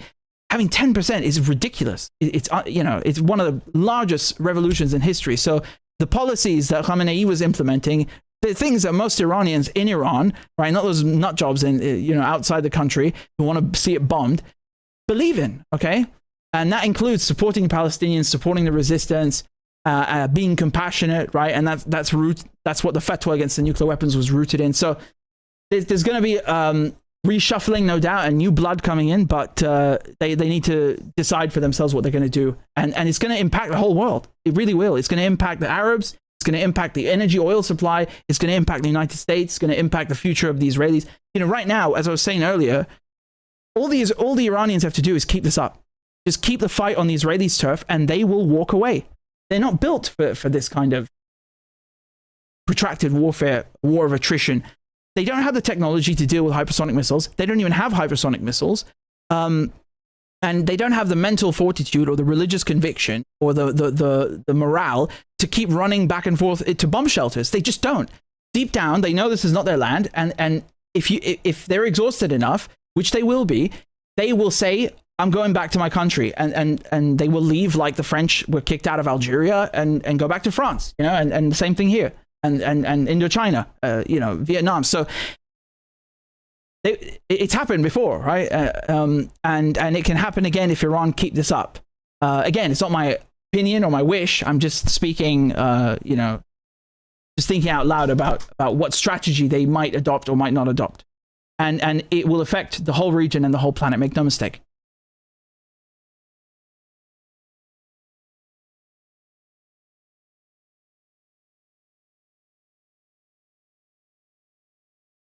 I'd love to stream more often, but I'm working on this on the book, right? And it's going to be special. It's not just a normal book, right? It's something else. But again, I'm grateful to all of you for supporting me while I'm finishing it up and while they're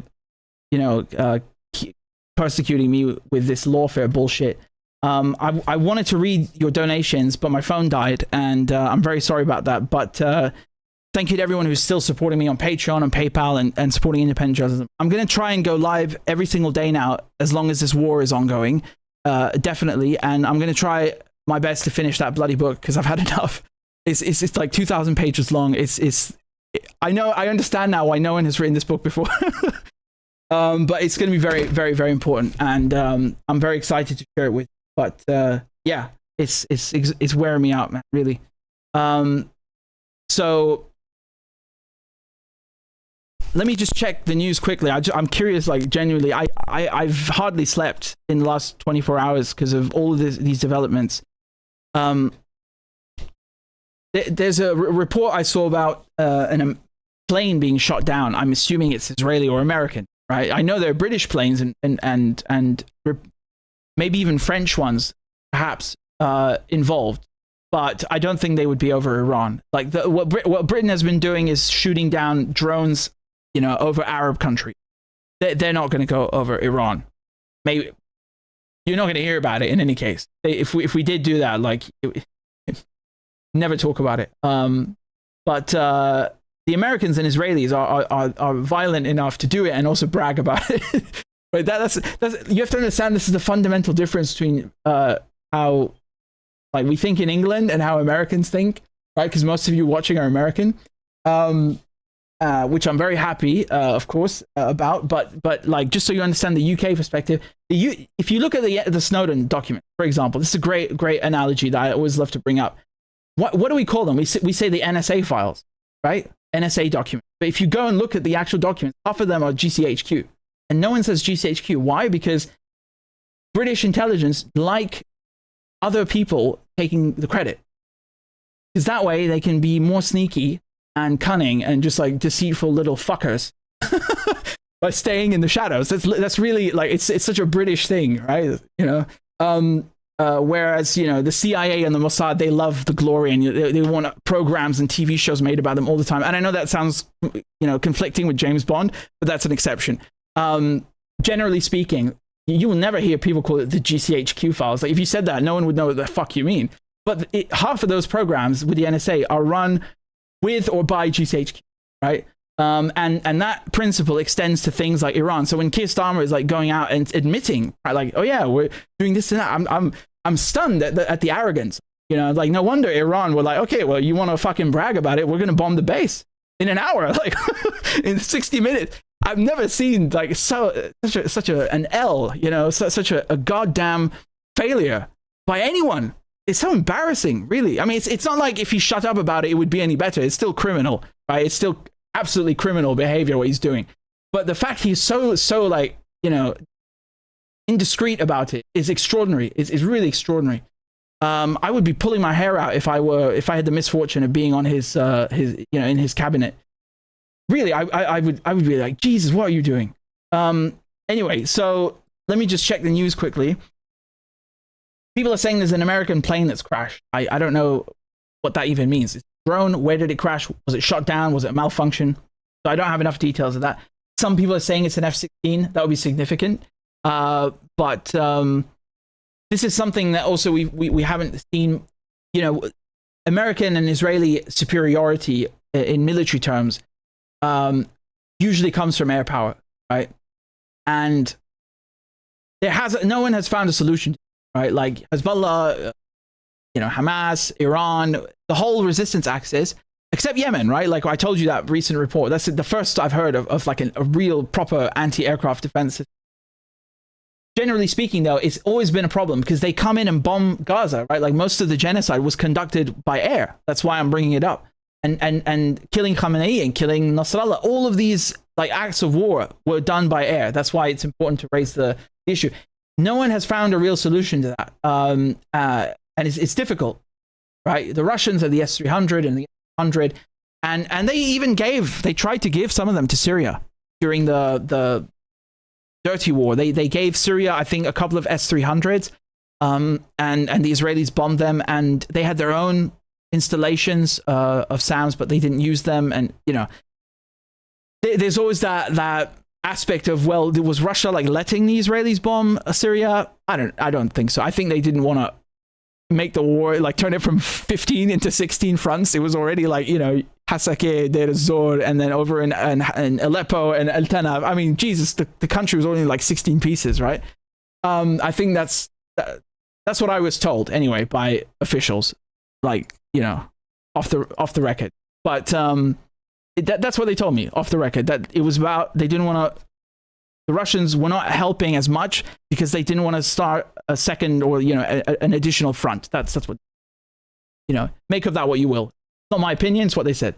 But anyway, you know, Syria is the reason that this war in Iran is happening. The Israelis would not bother with Iran if Bashar al-Assad was still, or you know, basically Syria was not under the control of Al-Qaeda, right, and MI6 and the CIA and the Mossad. Syria was always the last stop before Iran, always, because they're the only two state actors in the region. Like when you talk about Hezbollah, Hamas, those are non-state actors. They don't have the resources and the infrastructure and the diplomatic cover and all of these tools that a state disposes of.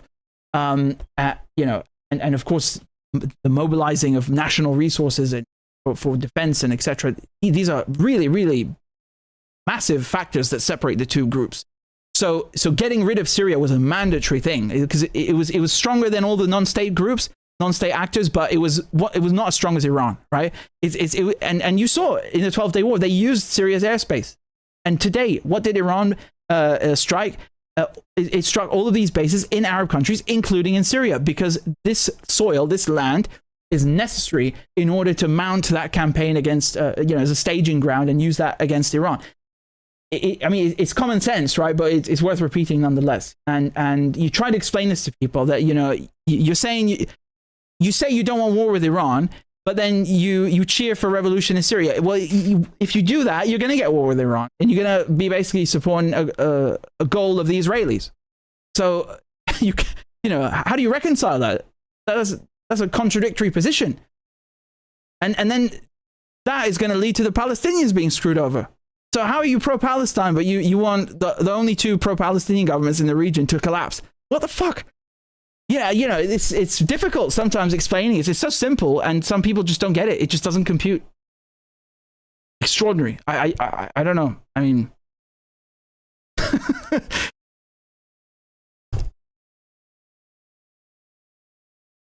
Yeah, I'm seeing a lot of reports that an F-15 has been shot down.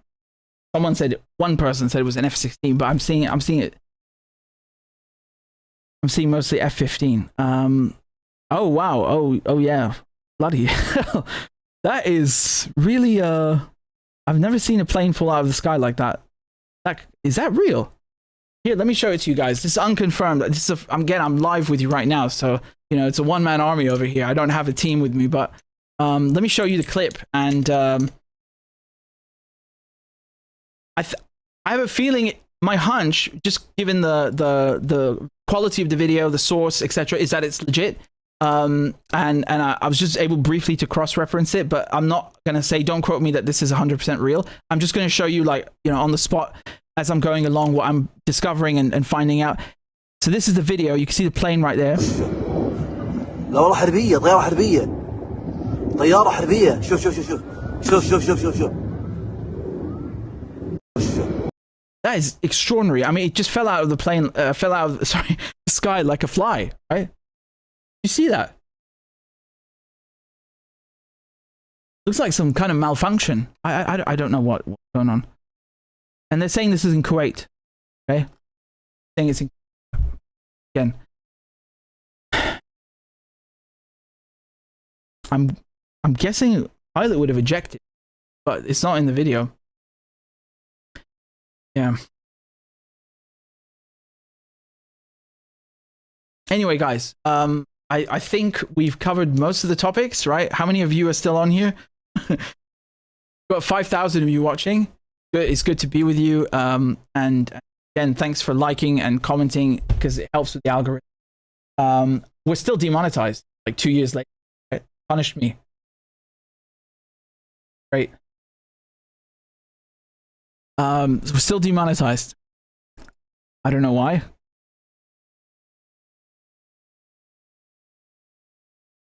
So anyway, yeah, I will try and go live again. Now, what is it now? Now, almost 7 in the morning, 6 in the morning.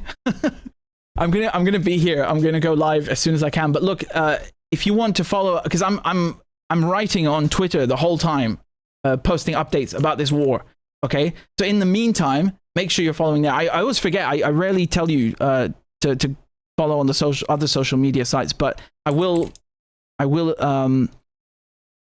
tell you to do it now. So again, it's x.com or twitter.com/Richie Medhurst. So just RICHIMEDHURC. That's the handle. Okay. If you just type Richard Medhurst, you'll find the account. Okay. And yeah, I'm posting the whole time, like, you know, constant updates of everything that's happening. Okay.